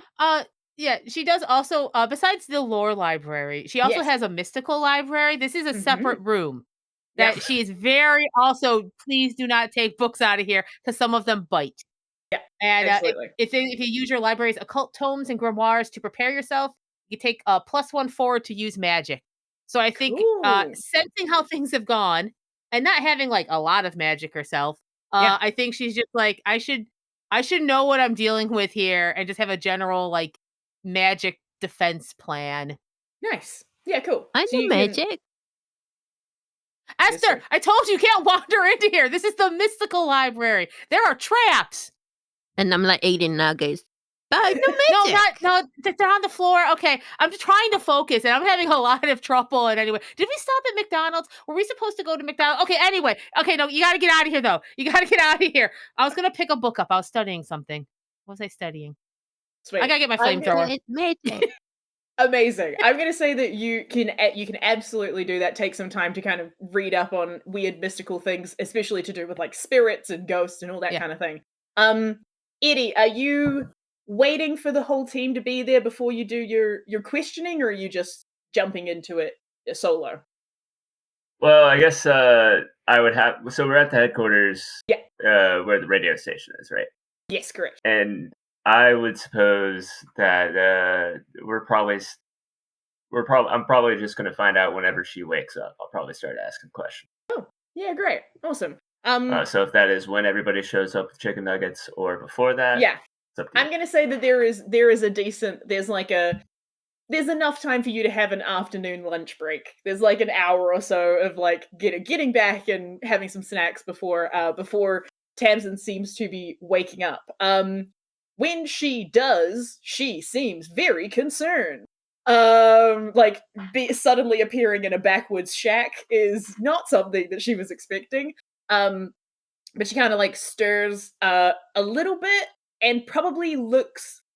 How many of you are in the room for this investigation? Just out of... Present. Okay, great. I feel like Finley was going to be in the room, but got distracted about halfway through and has wandered back into the library. Looks like regular concerned of just like, oh, why am I here with these? Why is there a toddler? Just an old man. Fantastic. What? And kind of like rouses a little bit. Like, what's going on? You're Bonbons. drinking. What? You're drinking. And she's covered in moonshine, so she Yeah, smells like she's absolutely. been drinking. What? Wait. I got drunk? Is that what you're saying? Drink.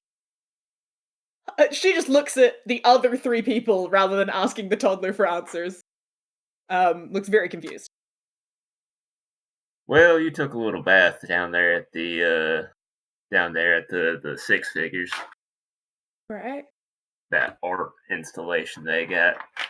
You remember any of that? Gosh. Not really. Why What don't you happened? start telling us the last thing you do remember there? Well, I mean, I was at work, and I was just about to go on my break, and then, uh, gosh, I don't know, it got real cold, and then I just kind of, I don't know, I just kind of got sick of it, you know? I just kind of got sick of being a cog in the machine and all that, and then I don't quite remember what happened after that. Where is it you work? Mark kind of. I feel like maybe she's like sitting down because she just woke up. Does Yeah, that make sense? yeah. Yeah, I feel like Mark kind of squats down and says, "Listen, sport. Being a cog in the machine is important. It's how us rich people make our money. It's because you make it for that. Sorry, that is not the point. Tell me, what do you know about your ancestor, the town's founder?" Oh, well, well, not a lot. Um, I mean, he's not really the founder of the town. You're thinking of Roman. Um, my great great great granddad. That's Keith. That's his brother.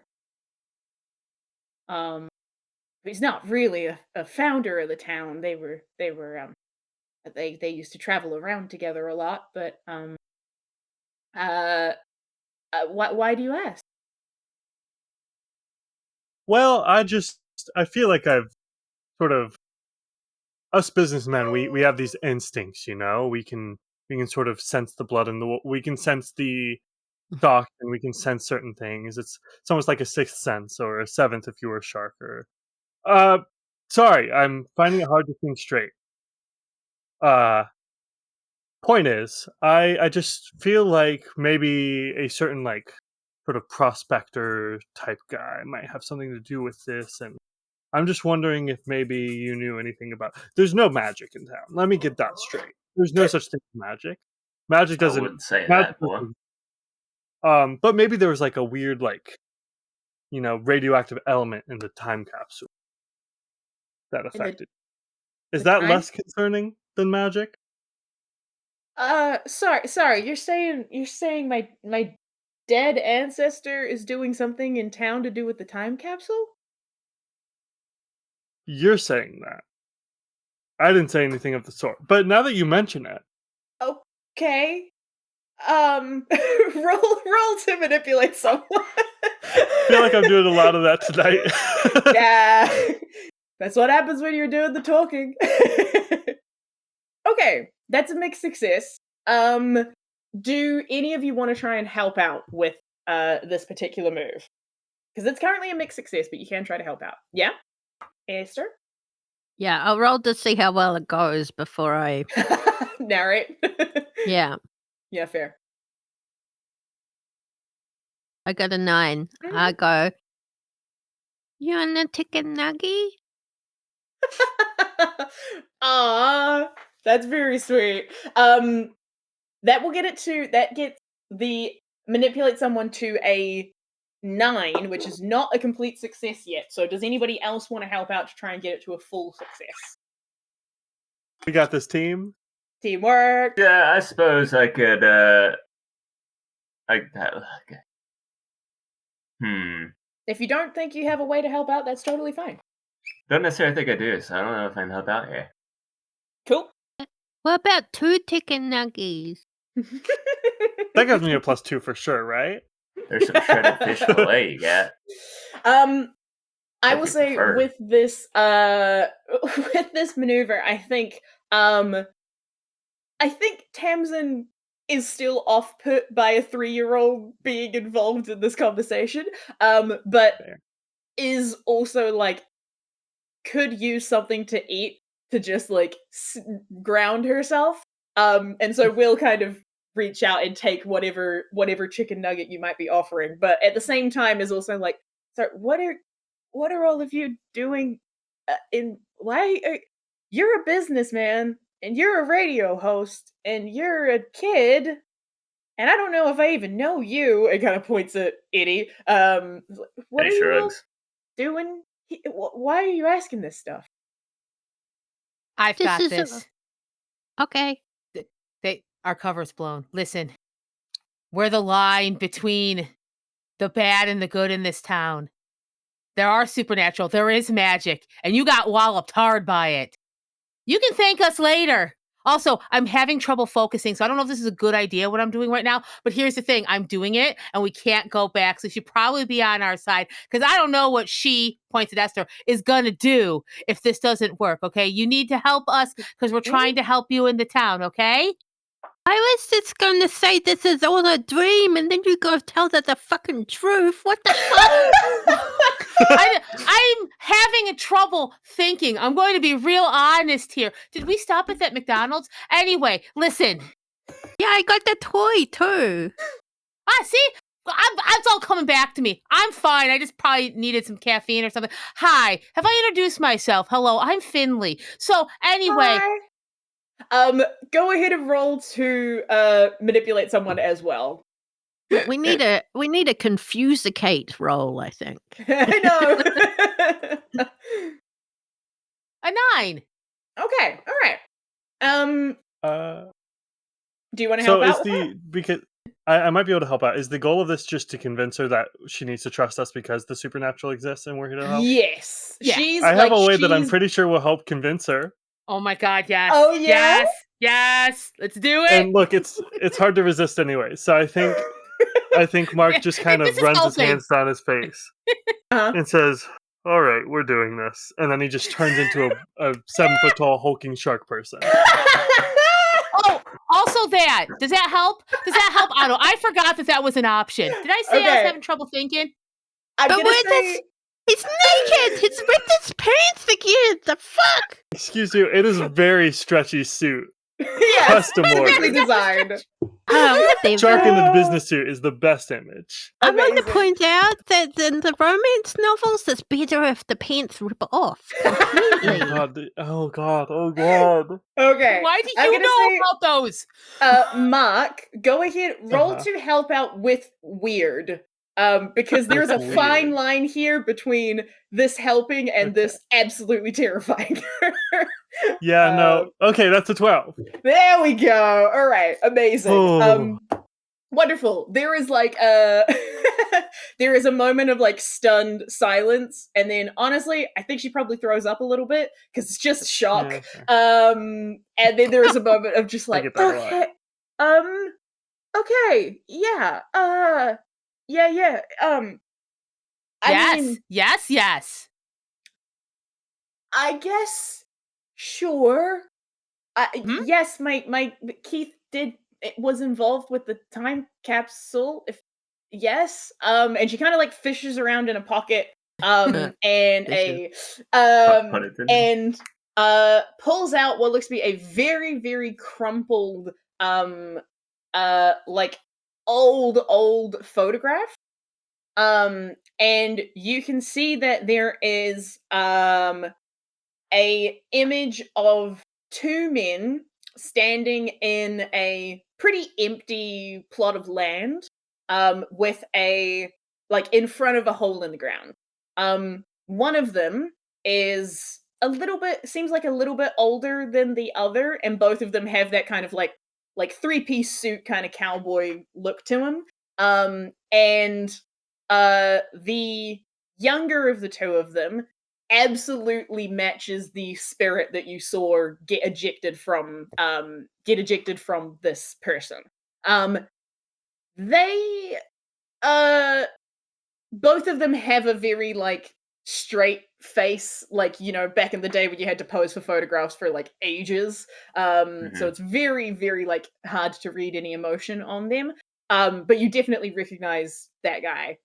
And Finley, even though your mind is scattered at the moment, you are able to kind of put together that this would fit what was missing from the town history, in that nothing mentions there being a brother in this town. It only ever talks about Roman.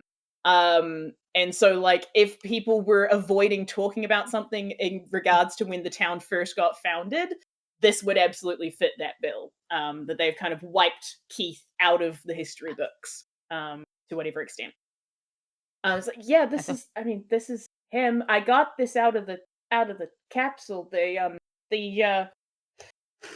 like historian guy came by and gave it to me and said, you know, I was allowed to have it because I'm the last living relative. So, yeah.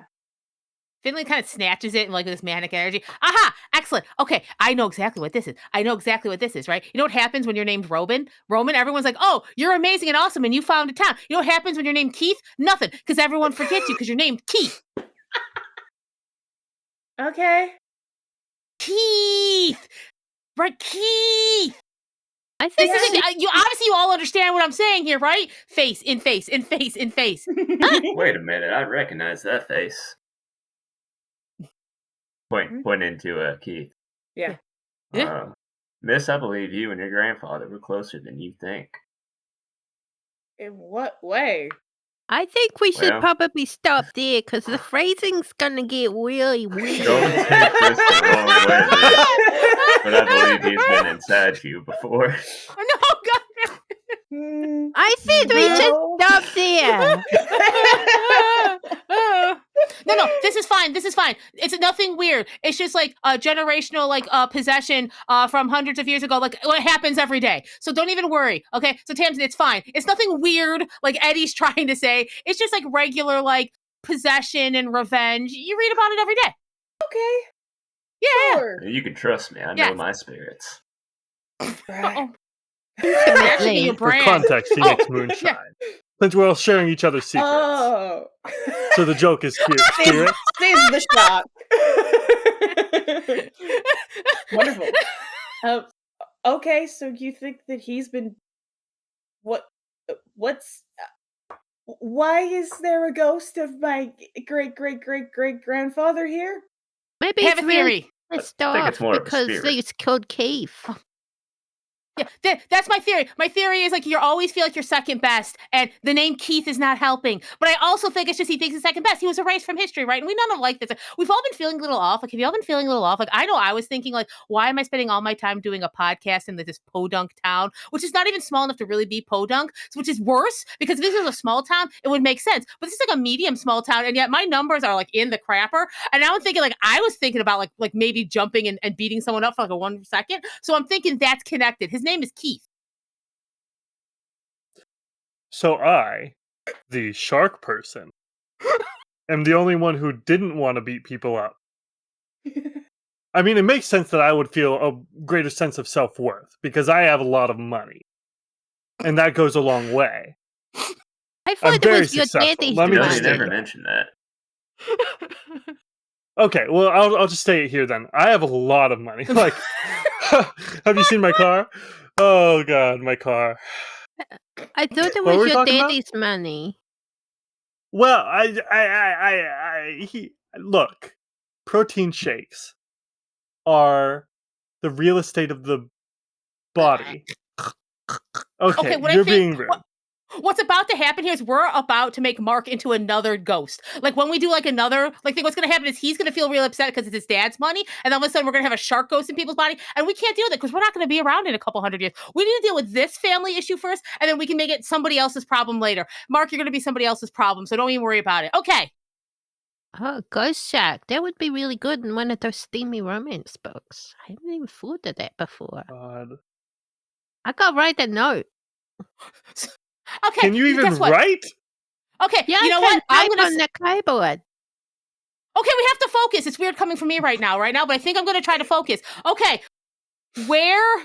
Where's their the place of power? Like there's always like a place of power, like where the thing happened. Like where did the thing happen? Like where would Keith feel like this was his place to make his stand? Tamsin, you have to Time know this. You're capsule? related. And she starts shaking her. You have to know this. If Whoa, you'll easy, want Finn, to easy. like we can transition into slightly more abstract action. If you want to roll to investigate a mystery to see if you can work out where this might take place. Are we doing it? All of us are just. One person can roll for investigate a mystery, but people can help out if they want. Because Finley does have the library. She could go Yeah. back in there and get that +1. Absolutely. It'll calm her a little, I think, just to be Yeah. about organized knowledge. Okay. All right, Absolutely. everybody. Let's see how this goes. Go for it. Okay, yeah. Oh, hell yeah. Amazing. So you can get 2 investigative mystery questions, or if you have your own question that you particularly want to ask, you can also use that. Which include what happened here, what sort of creature is it, what can it do, what can hurt it, where does it go, what was it going to do, and what is being concealed here. Or if you have your own question, you can absolutely ask your own. Well, I think this is a variation of where did it go, in that Mhm. Finley's trying to figure out where would Keith, like, where's the finale happening? Absolutely. Where is he? Like, where's the core of this stuff? Yeah. Wonderful. Cool. We're gonna move into the slightly abstract time. I imagine Tamsin probably asked to have a shower while you're going about doing all your investigating things and like trying to gabble the different pieces of information that you've gathered and kind of lay it out into your spiderweb network.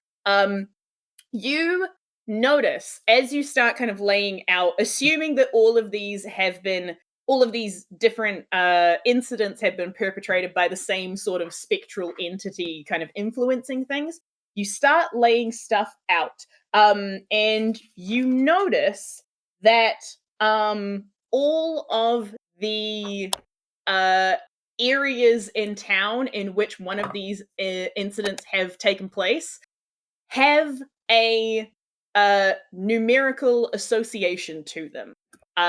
Starting from 1 and going to 6. You can see that there was another place referred to as Dooley's Divot, which is a statue of a dog that is the first domesticated pet in Rowbit that has its own statue.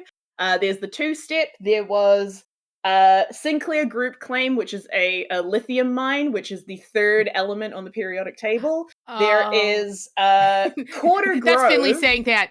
Numbers! Always numbers! Yeah, numbers! There is Quarter Grove, which was it's a small copse of 4 trees that are all equally the 4 tallest trees in town. That is their own sort of like memorial spot. There is the Stargazer, which is a telescope, but is a telescope of a 5-pointed star. And in the last place that you went is the Ode to Success, which has 6 in the name. And you kind of like start putting this through, like all of these incidents have happened in this kind of number breakdown. And as you try to like figure out where the final like location is going to be, you notice that as the you kind of compare it as well to like something that might be relevant to Keith or to the Lanning brothers or whatever. And you notice that there is the photo with the two brothers that you can see is a photo.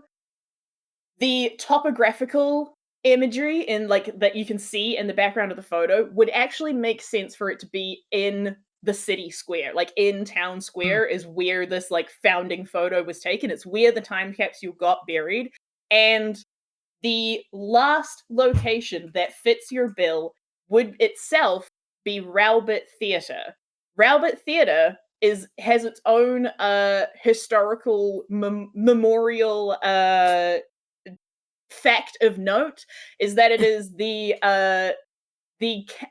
only theater, or the current record holder of all theaters in your county for the most on-stage combat accidents, which is currently a total of 77. Yeah. So proud. Did it. You also are aware that there is a large party that is meant to take place in Rowbit Theatre as a memorial party for the founding of the town, which if anybody was going to cause a huge fuss about being left out of the town's history, that'd be one place to make it. Yes. So this is great. Her other question then is absolutely a variation of what can hurt it, or at least what can let it be free or destroy it. Absolutely. Whatever's going to stop this from happening. Absolutely. I think you are able to kind of put together like this is sort of a combination of like looking into vengeful spirits in general. And that I think you are able to tell that there is almost definitely like something in the time capsule that the spirit was connected to that has like is keeping it here. That might be if you can destroy that artifact, you might be able to like fully banish the spirit. Alternatively, something that you also know with vengeful spirits in particular is if you are unable to like magically destroy it, you can alternatively right the wrong that is keeping it here. So like if you are able to like reenact how it died and change what happened for it, that can sometimes keep it here. If you can correct whatever unfinished business they have, that can also help them pass on. Then Finley will definitely put this information. It probably takes longer to convey than she'd like. She goes on a couple side tangents. She says, "Oh, you know what? I need a vengeance section in library too." Okay, one second. Just looks at Esther again. Okay, and empathy. Don't get them confused. yeah. But I think through that, you can thread that she's like, okay, there's two. This is where we have to go. There's two ways we can do this. Let's figure it out on the fly. Let's keep options. We don't have to decide on one or the other right now. Also, third option, burn it all down. Or we don't do that. I know you've been itching to use the flamethrower.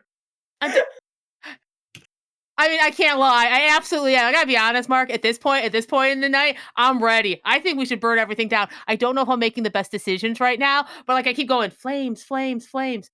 You know what? Again, we'll just play it by ear when we get there. I'm just saying it's an option.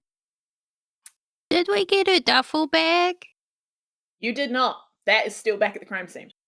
Oh. Well, back at the Ode to Success, theoretically, although the police might have it now. So I know one of us is keen on not making any plans.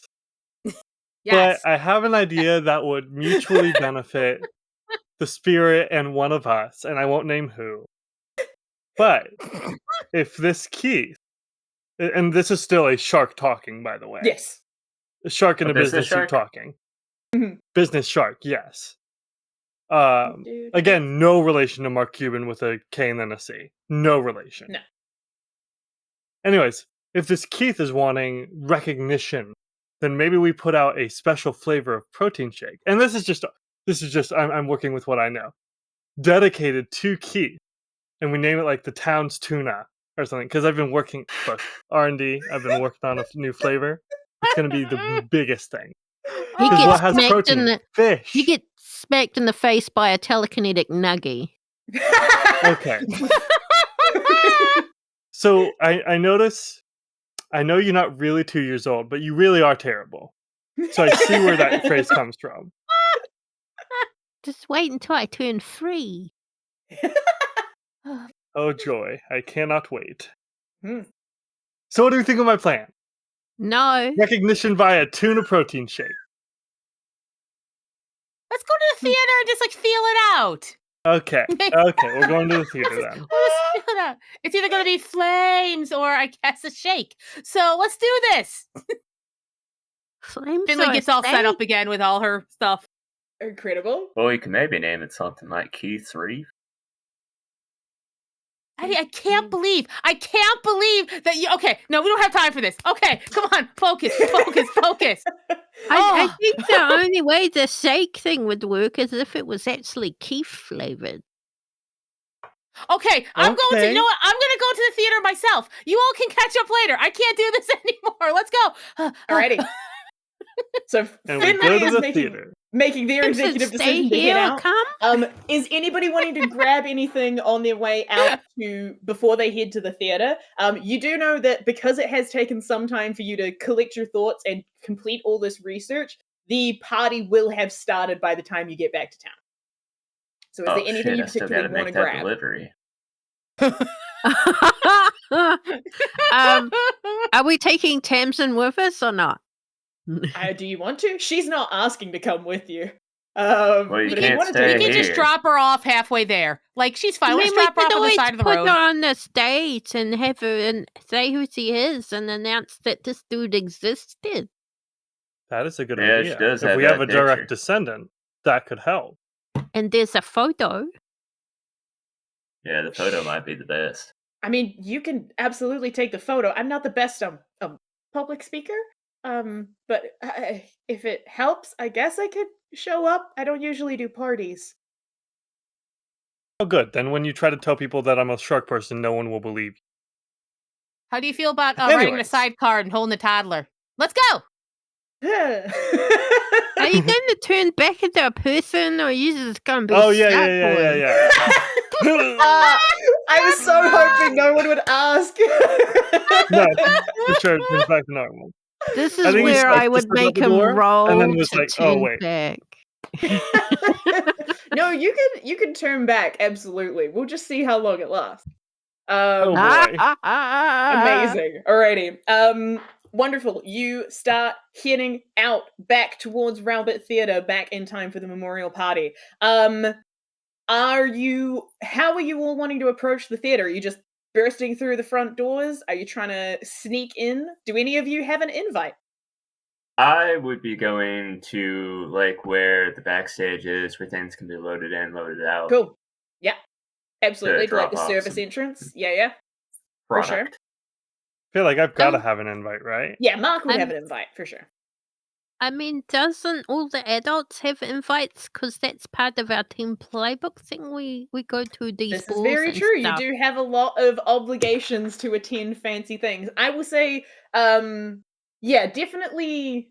I mean, Eddy definitely has an obligation to be there to make his deliveries. And I would say Finley and Marc are both predominant enough in the community that you have invites to be there by the books, whether or not you are trying to enter discreetly or whether you're just bursting down the doors and ready for action is totally up to you. And honestly, Esther, people might ask why you're here if you're here alone, but if you're with one of your teammates, then you can usually like get past as an excuse. Puppies. Oh god. You're up, I Marc. look at the wheel. It's my turn Yep. now. Yeah. I give the kid uppies, but I'm not happy about it. Incredible. Don't worry, Marc. I could go party all by myself now. Oh great. Oh god. That's Alrighty. definitely what I was worried about, and not the magic that you do Wonderful. and the ever-growing hit list. You'll head inside. You can see that, yeah, as you approach Rowbit Theatre, there is already like music pumping out of the building. It is a pretty like dance kind of vibe rather than like everybody sitting politely at tables. It's like a pretty rowdy sort of celebration going on. You at the front doors there is a individual that you would recognize as a guy called CJ, who is like seems to be there kind of taking tickets or like checking people off the list essentially to make sure like as they're coming in through the front doors. A lot of people have gotten like kind of dressed up in like fancy outfits for this particular occasion. It's again small town excuse for a good party. And around the service entrance, Eddy, you can see that there are a few like catering staff that are in the middle of sorting out gear at this back entrance. You also can see, you don't see them immediately, but you see the van that Xavier drives in the back parking lot. It seems like Xavier has also been ready to drop off some supplies to this party. What do all of y'all want to do? Sorry. One thing Yep. real quick. As you're approaching, Eddy, you also absolutely start to feel that like heavier magical presence in like emanating from the theater in particular. But yes, continue. I pull my little toy tiara out and put it on my head, and I tell CJ, "I'm a pretty princess." Aww, so adorable. Sorry, that's Marc. Is this your kid? I didn't know. That's so cute. Family friend. Oh, I promised I'd take her to a ball. You know how princesses are. Cool. Oh, that's adorable. Oh, well, you have a lovely time. CJ is not even interested in like checking that any of you that like CJ knows Marc absolutely. And checks you off the list, no questions asked. Would also be happy to let Finley in. Finley, do you have your flamethrower on you? Because you're talking about burning stuff down. Absolutely. She just has a oversized coat as usual over. She's fully kitted out. She's got the flamethrower. She has her cold iron sword on the side. It's a long coat, and she has her. Let's see what kind. Let me see what kind of. There's two kinds Dagger? of dagger. It's a magical dagger. There's two different kinds. I want to be clear, and she Okay. has a magical dagger. So just kind of a really large coat. Wonderful. Roll to act under pressure as you are entering here with a -1 from your befuddled state. no. Just to see if whether or not they clock that you've got so much shit on you. Fantastic. Let's see here. Yeah. Hey, can I use a reroll? I'm gonna use a reroll. Yeah, for sure. I haven't used any of mine yet, so we're just gonna go ahead and use a reroll reroll. that there. There we go. I'm just gonna put that in there. Yeah, we're doing great. Okay. Oh my god. It's another 6. Do you have I think everybody had 2. Have you used both of yours? I have one left. Up to you. Or if you want to use luck, you can do that too. Oh god, yes. Let's use luck. I want to save that Or reroll I just in could case I help need to burn out. something down. Or I could that's help true, out. Esther, you can help out if you'd like. Okay, I'll see how the roll goes. Just go. Okay. It's great. It's my fashion sense. Oh my god. I rolled a 4. Yeah, Marc experience. I think just use a little bit of that luck. That's all. Wonderful. Amazing. Uncle, I need to go party. Yeah, you're Marc's problem now. Wonderful. Yeah, I think CJ is just enamored enough with talking to Marc that you managed to kind of like slip behind Marc. Yeah, it's kind of go, yeah. Indoors. You can tell that there are a good couple hundred people in this theater. And like immediately getting in, you're kind of like, again, sort of distracted by bright lights and things moving and things, but you're also just like, there's a lot of people in here. If we do decide to burn things down, that could get bad. But you were all a negative. There's a negative and positive list going on in her head. How many of them are on my How many of them are on my shit list? You know that there's at least like 5 people in here that are on your shit list. That's whether those are good enough odds for you, that's up to you. Eddy, how are you planning on getting in? You just like wandering in under the authority of the supply guy? Well, yeah. So I'm pulling out like one of my crates of product, and I'm walking over. And if I see Xavier, is he also getting stuff out of his? Xavier, you see Xavier's truck, but you don't see sign of him yet.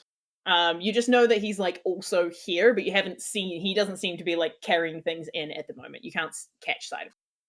All right, cool. So I'm going in. I'm trying to meet like the appropriate contact, trying to make sure I can get this product and go stock the bar that they have, I guess, set up inside for the event. Absolutely, yeah. You've got you have a member of the catering team that is Roger. You can absolutely catch up with them. I think Roger is probably actually like standing in the car park looking like a little bit nervous of just like, okay, like was expecting to get a supply in here and I haven't seen anything come through. But when you do step around the corner, you do see kind of like looks a little bit relieved. You also notice as you look at Roger, you see that same, you don't see the huge smile, but you see the huge wide eyes that Tamsin had when she was possessed. And you see that Roger kind of turns and looks at you and was like, hey, so you're finally here. So we were waiting for, I was worried you weren't going to show up, man. What's the deal? Why so late? Telling me Roger has these eyes? Roger has these eyes. I guess I'm startled. You right, man? Yeah. Are you feeling all right? You take a look at yourself recently? Yeah, I'm feeling fine. I mean, I'm feeling impatient. We've been waiting for this to come along all day. I thought you were going to stop by the afternoon. Well, you got a little distracted with things. Right, sure, yeah. And he goes to like take the crate off of you. I kind of like give it some resistance before ultimately handing it over. Yeah.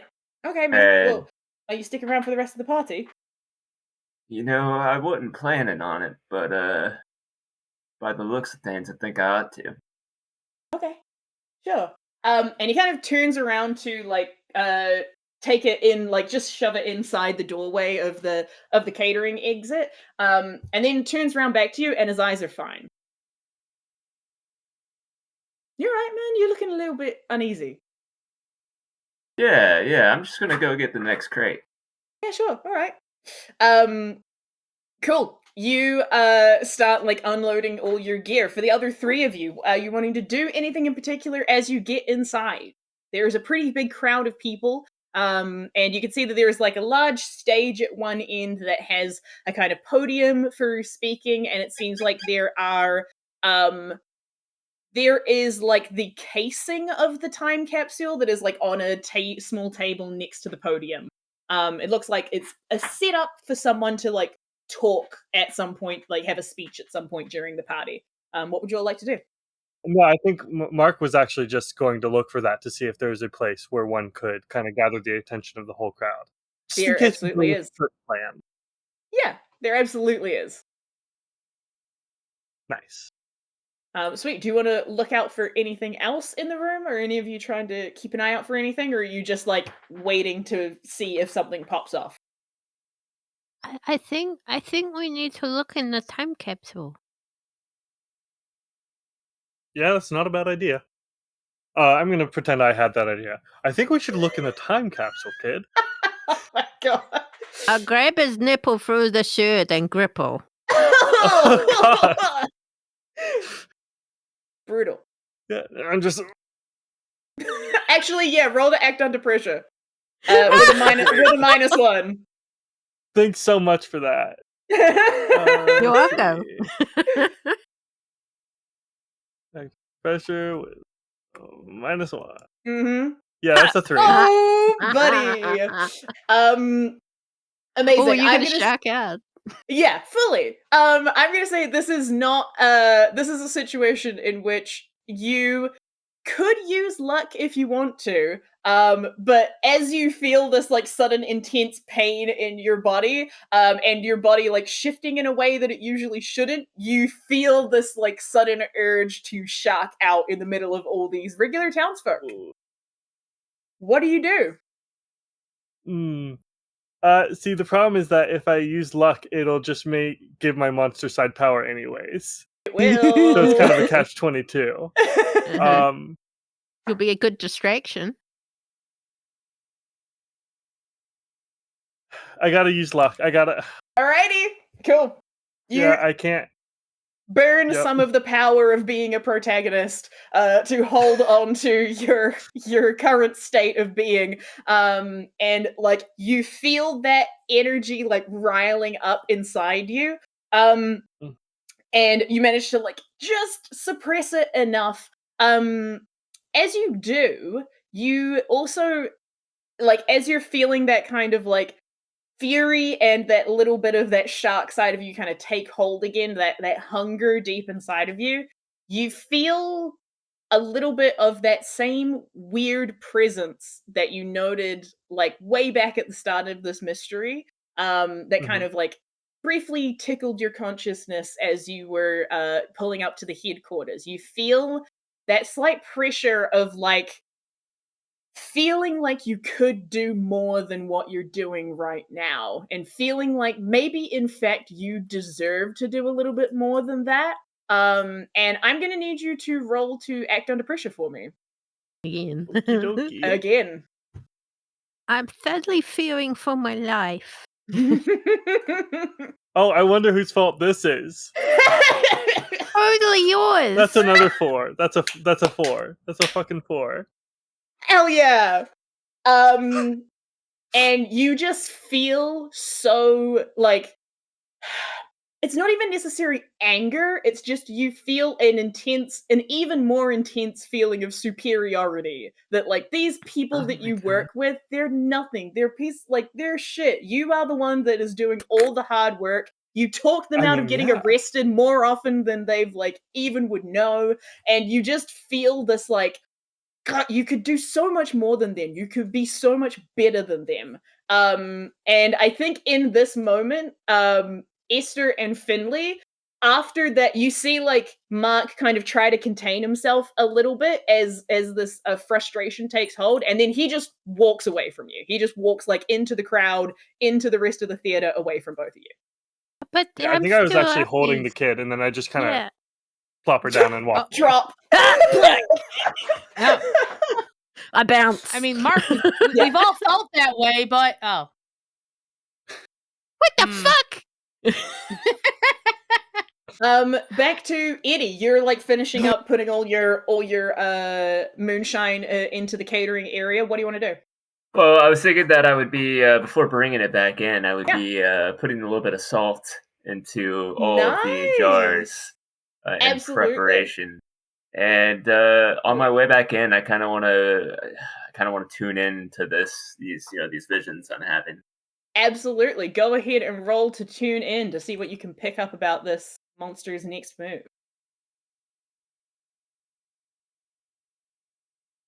Ooh. Okay. Not bad.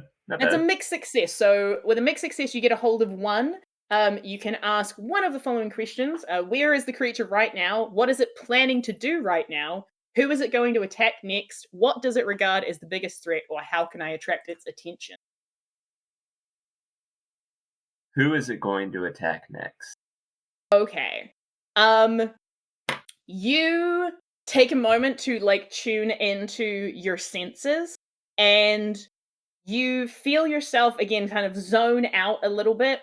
And as this sort of influence of this whole aura kind of gets a part of your consciousness, you find yourself pinballing around different people in this hall. You find yourself pinballing to like one of the local journalists. You find yourself going to like a local like grocer, all these kinds of things.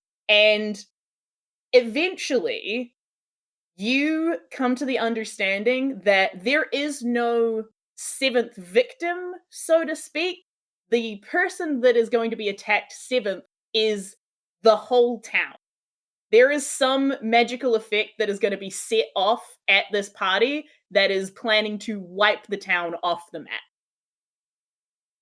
And you can like feel that is the energy that is kind of like leached out to cover this entire town. There is something magical that is going to kick off at this, that is going to get rid of everything. I'm just gonna rush in past Roger Wonderful. with the case. Cool, great. You just run into the main hall or run into the catering area? Catering area first to look at everybody's eyes. Cool. Yeah, I'm running around into whatever rooms trying to find the person with crazy eyes. Wonderful. You run into the catering area and kind of like push Roger out of the way a little bit. You could see that there are like a couple of like chef staff, a couple of wait staff. You can also see this is where Xavier is hanging out. Seems to just be kind of like chatting to the dishwasher about like general like things about kombucha. And as you get into this room, you look at all of the people and all 8 of them have crazy eyes. And there's a moment where you like panic because you were like expecting to find one target and you kind of like blink a couple of times and then it's gone. And I think you would know sometime in your previous experience that when things get particularly stressful and you have to act pretty heroically, it can take a toll on you, and sometimes that can lead to you not 100% being able to trust what your eyes are seeing. This is currently a manifestation of your bad side in which you are hallucinating various different people being possessed by the spirit, and you are not going to be able to pick out what it is by looks alone. While that's happening, Esther and Finley, what are you doing as Marc is just like stormed off? Do you want to toss a distraction and I'll climb up and look at the capsule? A distraction. A distraction. Yeah. I mean, I could just drop you in the capsule, right? I mean, that'd be pretty distracting. No, wait, we don't want to distract away from you. Okay, yeah, I think I could try to do a distraction. Yes, I'm focused. Okay, you go over there, and I point to the complete opposite side of the capsule of in the room, and I'll go this way, and I'll start winding and winding my way. Puddling your way over. Cool. Wonderful. You're just gonna start like trying to head to the side of the hall to like get a view. Great, awesome. And Finley, you're heading towards the capsule? I'm heading for the capsule. Oh, you're heading for the capsule. No. Finley, where are you going? I'm gonna climb up and get in there and have a look. Wonderful. Is the podium close to the capsule? Yes. Yeah. The capsule's like on a little side table next to it. Right, so I can't use that. Distraction. Okay, I know. Is Marc's wandered off a bit, right? Oh yeah, Marc has just gone into the crowd. Could Finley catch up to Marc? Sure, if you want to try and catch up. Yes, fantastic. Her plan is this to cause a big. She's gonna have an argument with Marc about his protein shakes and the sponsorship that he's offered her, the podcast, and how like she doesn't like that disrespect, that lowball. A real businessman would know. Yeah, a variation on that. Oh boy. Okay, you go to catch up to Marc. Oh, I'm gonna say you don't. No, actually, you don't have to roll for this. Fantastic. You manage to catch up to Marc, and you like immediately go in with your opener of just like, "Hey, fucker, we need to talk." And like immediately grabbing his attention, and as you like continue on your run about the podcast and stuff, you see Marc finally start to like turn to actually face you, and it is a very like ominous slow turn back in your direction, and when his eyes finally fix on you, yes, you feel like you are fully locked in, engaged with a shark. Like you feel the sudden darkness in the like pits of his pupils, and you see this deep shark-like grin start to creep up the sides of Marc's face, Mark, when you see somebody that is so below you start going off at you about how rich people don't get that, like, they don't get it, they're not respecting us enough, this corporate bullshit, you feel this voice in the back of your head start whispering over your shoulder and saying, now, you know, I don't think anybody here's really at your level, buddy, and frankly, if you're talking about good PR, there's not much better than being the sole survivor of a terrible, terrible tragedy. Mark, you are currently possessed by the ghost of Keith Lanning. What would Yeah, you like sure to am. do as Finley starts going off at you? I feel like sharkening back, if you will, Yes! to what I said earlier. We got there. Hey! I feel like Marc has made it clear that he obviously disrespects poor people, or really Mhm. anyone below him, Mm-hmm. but he does realize that they're necessary for him to have his power and status. If there's no one below him, then he's not above anyone. Sure. So I think he is going to try to resist that voice and just kind of mutter, maybe even out loud, maybe not just in his mind, but like, no, I need them. I need to stand on their shoulders. Interesting. Roll to act under pressure for me. Yeah, that's gone great historically. Yeah. All right, let's see. Oh my god! Yes! Amazing. I do have a reroll left. I have one reroll left. Okay, if you want to reroll, I feel like this is big enough because otherwise I'm going to bite her go head for off. it. Yeah. Okay. That's a 3. It's fine. I have a plan. It's fine. Mark Finley has a plan. This is great. This is It great. went from a 4 to a 3. Great. Yeah, yes, Amazing. audience, you'd appreciate it. It got worse. You start like as you start trying to justify that to yourself, you hear that voice in your head say like, buddy, you don't need to stand on shoulders, you just gotta stand on bodies. And that's a good line, you though. feel yourself fully like you feel yourself buy into the hype. Like, this is the best course of action. We just got to take everybody out, and then you'll be the top dog, and that's that. And I'm gonna need you to roll to kick some ass against Finley. As the like violent nature of this vengeful spirit prompts you to take action. Yeah, so I do have a move that lets me roll with weird, so I'm going to be rolling +3. Yeah. That's an 11. Amazing. That is a complete success, so you can actually do some extra good stuff with that, I believe. Yes, you can choose to either give yourself a +1 forward, inflict terrible harm, suffer less harm, or force them where you want them. What would you like to do? So my natural attack does 3 harm, intimate, ignore armor. Yeah. So I think I do just kind of chomp onto her, and then for my extra, I would like to force her where I want her, which is just away from me, as I just kind of roar and shout, "You are below me!" Yes! Hell yeah!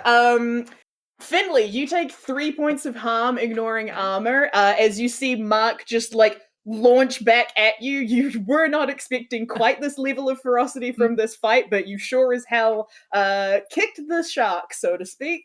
Do you want to do harm back? Because you do have a moment where you could also like try and do something harmful if you wanted to. I do have a question. Yes. Would Finley have picked up that Marc is being influenced by something? I think in this moment, I think it's a bit 50-50. You're not sure whether this is the ghost or whether this is like his monstrous side, and you've just really overstepped. So I don't think it's 100% clear that this is Keith right now. Okay. Well, then she'll hold that. And let's see here. Sorry, I just gotta go check my. Okay. Yeah, I think that she would probably then just go. God, is she gonna use a weapon? No. What if possible? She'd like to use her precise strike. Ooh, yeah. When you inflict harm on a monster, you can aim for a weak spot, and I will roll tough. And she's aiming for those lifeless eyes, those Sure. black eyes, the doll's eyes. Absolutely. Just wants Go to- for it. All right, let's see.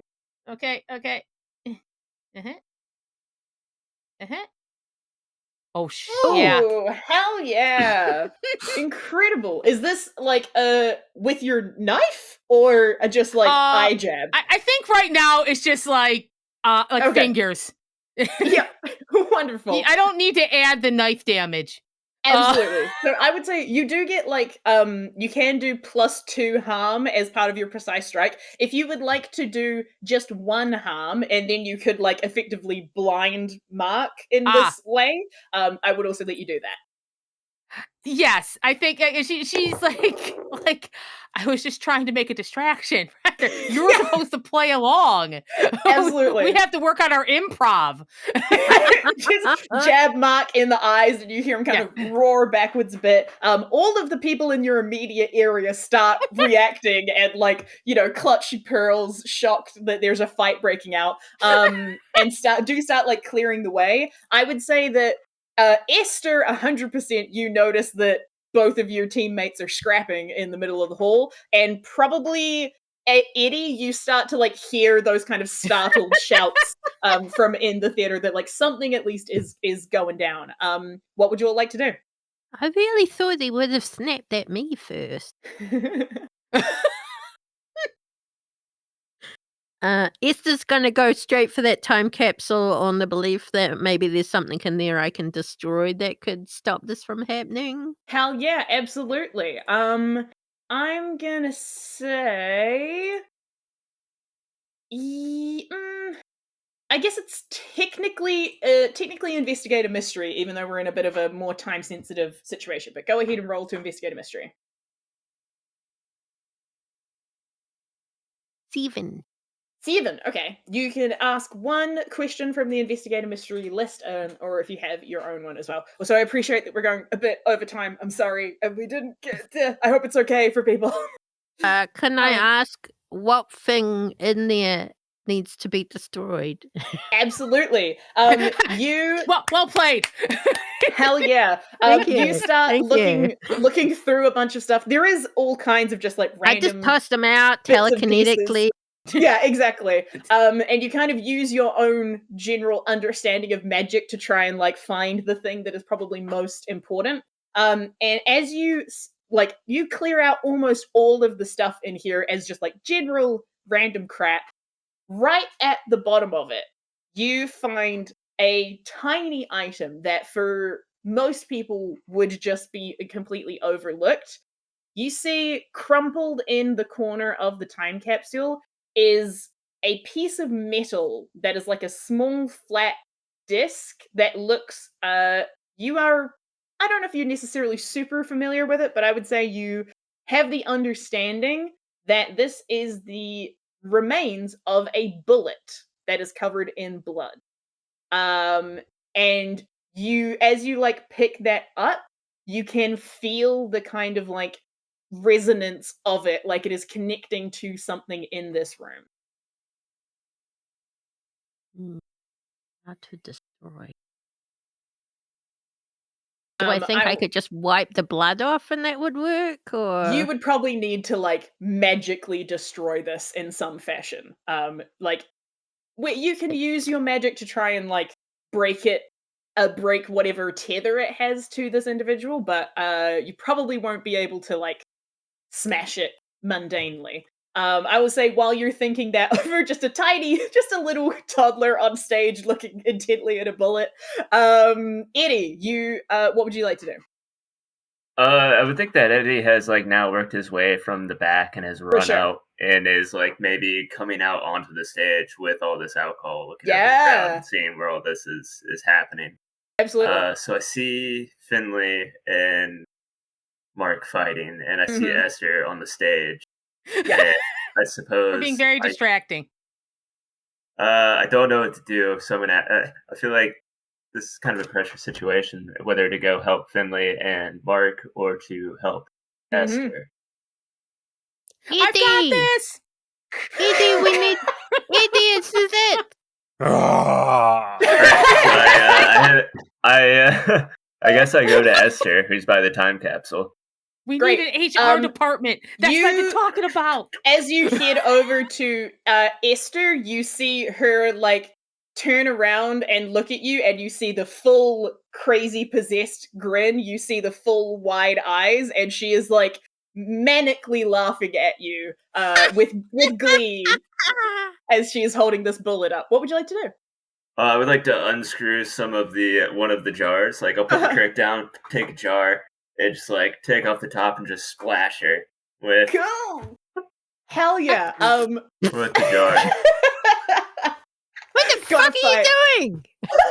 I'm gonna say just roll straight up. Doesn't necessarily, because we've already established that this is a thing you can make. So I'm gonna say roll just plus weird, and we'll see if this works for presumably depossessing her.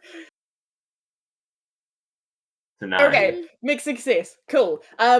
You manage to splash her. You solidly splash her with this mixture of moonshine and salt. And the mixed success is that you manage to hit her 100%. You do realize that she's not actually possessed. This is just her like you're hallucinating again.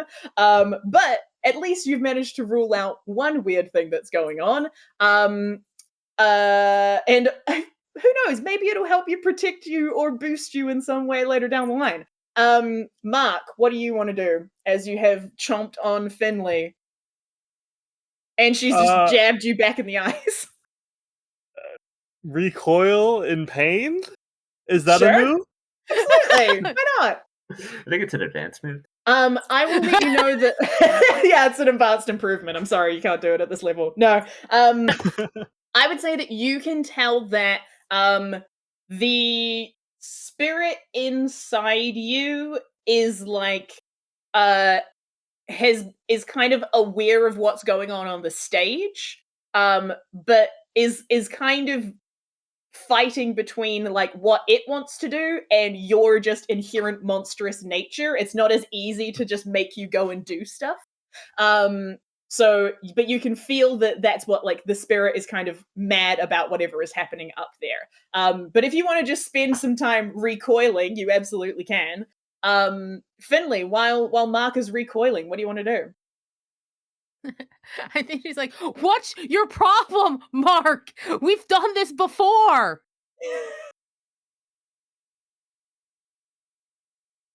Am I still able to reply? Yeah, absolutely. Yeah, I honestly I don't know if Marc is even in a place to reply, even if he like physically can, you know. I think he just eventually kind of growls and says, "Oh, you don't respect me enough. Yeah. I work amazing. hard. It's not just my daddy's money. I work damn hard." Well, the buddy, no, like this was part of the ad. Like you know, I respect. No, this is just a part of the thing for the roofs. Finley, when Yeah. Marc says that, you hear Marc say it, and you hear another voice behind it saying the same thing. And I would say that in that moment, you have enough wherewithal to recognize that like something is missing with Marc, and is possibly this same spirit that you're trying to fight off. Oh. Then Finley would like to use magic with that +1 from the mystical library, like studying, because she's like, okay, this sounds about right. And what she'd like to try to do is trap. If this is possible, can she? Let me see over here. Because I'm trying to figure out. I've got 2 possibilities. And I'm trying to figure out the best one. Would trapping a specific person, minion, or monster work? Yeah, I would say so. Are you trying to keep the spirit in Marc? because now I know where it is. Sure, Okay. then absolutely Great. that would work. Yeah, for sure. Because that's the problem, like that it's been jumping. So she's like, if I can focus, and then I'll tell everybody, you know. So that's absolutely. her plan. Okay, let's go try ahead and this roll roll. to use I magic. do have a and you get reroll. +1. Nice. Okay, and I have a reroll left, everybody, just in case. Nice. I want this to work real bad. Okay, let's try just rolling it first. Okay, you got this. got that. I got that one. Put that one in there. Okay, cool. Okay. That's a mixed success. Which means that you get a glitch unless you would like to use your reroll. Oh, actually, that's fine, because the effect can be of short duration. Cool. Yeah, that sounds great. Sweet. I reckon you've got you have the spirit trapped inside of Marc. At least like one of your other hunters needs to use their like next available move to do something with it, otherwise it'll break free. Yeah. So like She if just you end screams up out, doing other yeah. stuff.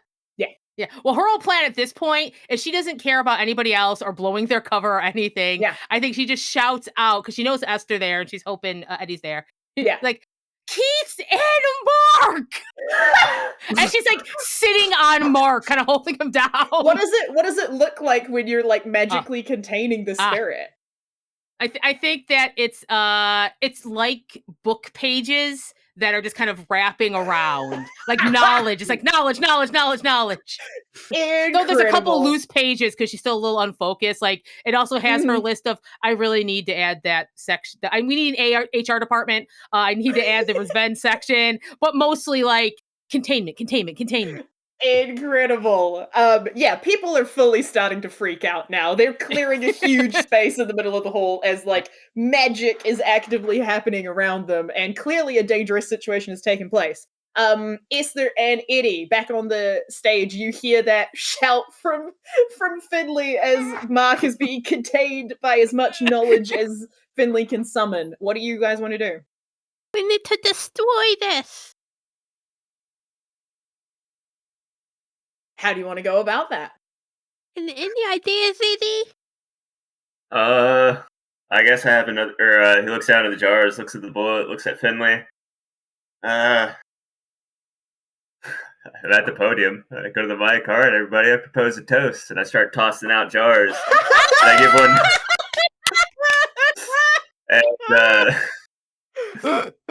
and hopefully one gets to Finley. But I save one for Esther and I kind of put the jar out for you to hopefully put the bullet in or drop it in the air. Sick. Amazing. I am going to say that right now we are essentially engaging in big magic. So you are undergoing big magic to try and rid this spirit and like stop whatever thing is about to pop off. You are going to need some supplies, which you absolutely have. You've got your saltwater moonshine. You've got the actual like artifact that the spirit is attached to. I'm going to say that you don't need a lot of time, but you do need a lot of people, and someone is going to have to use magic. So, in this moment, yes, Esther? I can use magic. Cool. Yes, the toddler Eddy, will you do also this. had a hand up. Do I look around and see Tan's in there? Ooh, Come on, miss, let's have a word from you.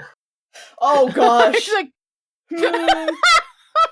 No, I don't think you see Tamsin. However, what I will say is that you can roll a manipulate someone, and if you can get enough people to join you in this toast, that will count as like people participating in this ritual.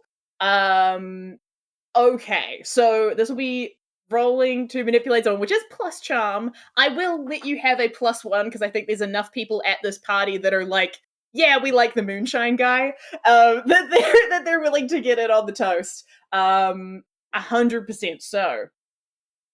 Ooh, that's a 7.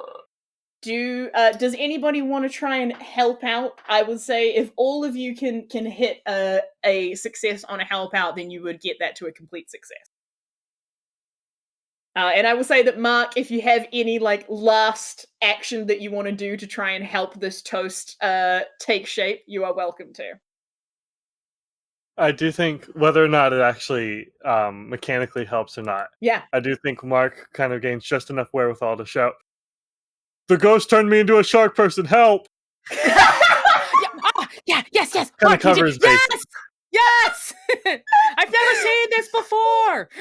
Wild. Okay. Yes, Marc, let the spirits take hold of you. Let's all Wonderful. spirits Marc, to take you hold can of roll you can roll help out with charm rather than with cool. as you are like Yes. essentially trying to bullshit people into believing this stuff. Yes. All right. Okay, so we're all rolling help out. And it's a 5. Oh my That's god. a 5. Now you can use luck if you would like to, bearing in mind that you have just given yourself an excuse to turn into a shark person. So if you would like to use luck, you could do so. Was I not a shark person this whole time as I attacked Finley? No, you were like turning into a shark person. Okay, gotcha. You hadn't gone fully monstrous. You'd just gone possessed monstrous. So if you want to go full shark person monstrous, you can absolutely do that. Yeah, I'll do that. I got nothing to Sick. lose. Hell yeah. So we're at Finley has something to lose being in close proximity. It's fine, it's fine. Just do it. Amazing. We're at an 8. Finley, do you want to help out with this toast? Oh god, sure, why not? Let's see what it is first.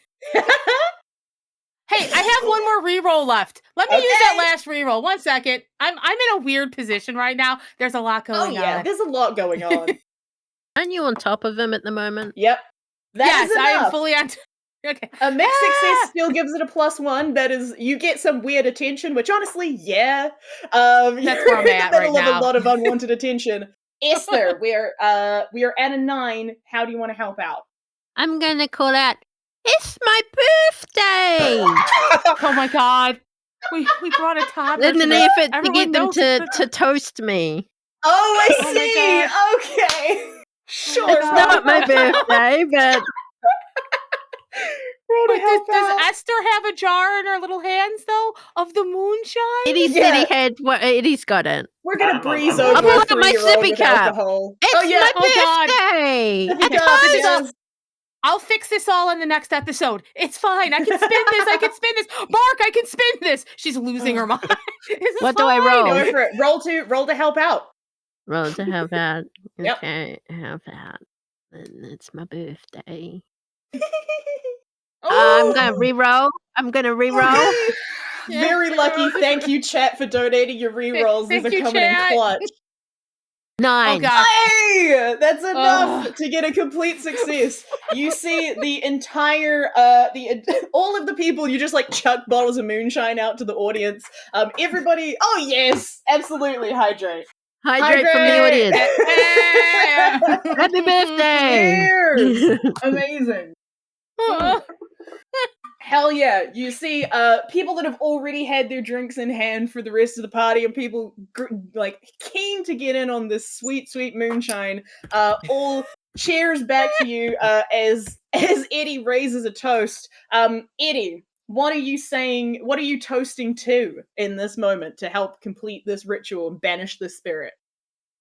Well, we're all here gathered together to celebrate this young girl's birthday and remember this town being founded by not only Roger but Roman but a Keith too. So here's for Roger, Keith, and Esther. Oh, hell yeah! Esther, you have one more roll. You got to roll to use magic for me to make this ritual complete. Oh, baby. Here we go. I'm clicking. Oh my god! Oh my god! That's a 14! Hell yeah! I do believe in miracles! Incredible! There's a resounding cheers from everybody in the audience, mostly very confused but eager to have a drink. And as you do so, you feel this, like, the spirit inside of you, Marc. You feel the, like, overwhelming camaraderie and community of the rest of the people in this town who maybe they don't really understand what they're cheersing, but they feel still the power behind it rings true for your spirit and your soul. And you feel this sudden, like, release of tension in your body of, like, this person that has been so against the world, for the spirit that hasn't been able to rest for so many years, is finally feels acknowledged and finally feels like it's part of this community. And you feel that same sudden, like, pulse of energy as this ghost is ejected from your body, and there is like the slightest moment where it is corporeal above you and has a moment to see all of these people stretched out around it, cheersing in its name, and acknowledging that it did exist and it did matter, even in a town that's not necessarily the most noteworthy there around. And you see that it manages to kind of just like close its eyes and fully kind of let itself drift and then dissipate into this puff of mist and smoke, and disappear and pass on to another life. There is a lot of confusion and chaos still in the theater. There's a lot of people that are like, why was there a fight in the middle of this memorial event? But honestly, after enough cups of moonshine and enough good old dancing and rocking the DJ set, most people are willing to forget it as like, you know, it was just part of the spectacle. They tried to do some theatrical thing for the anniversary of the town, and they were like, we can just breeze past that. Improv sets are always weird. Yeah, improv is always Exactly. a loose cannon. And scene. And y'all are welcome to party the rest of the night away, and knowing that you have successfully saved Rowbit from whatever mystical happenings were going on. And that's where we're going to leave the mystery for today. Sorry we ran a little bit over, but That's congratulations fine. on defeating the monster. Yay, we did it. I hope you all had a great time. It was awesome. Congratulations Thank on you very defeating much. the monster.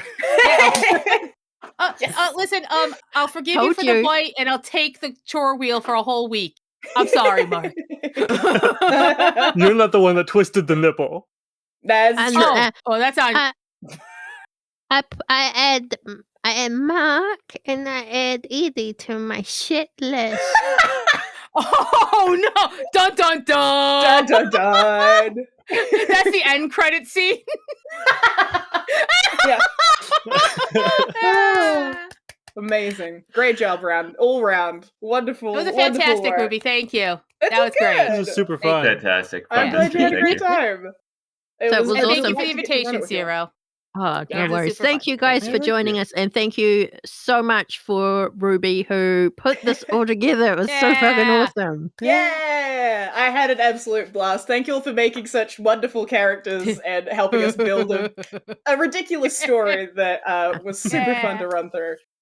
Anytime. I love doing this kind of stuff. Hit me up. Oh, well, I'll bring you back then.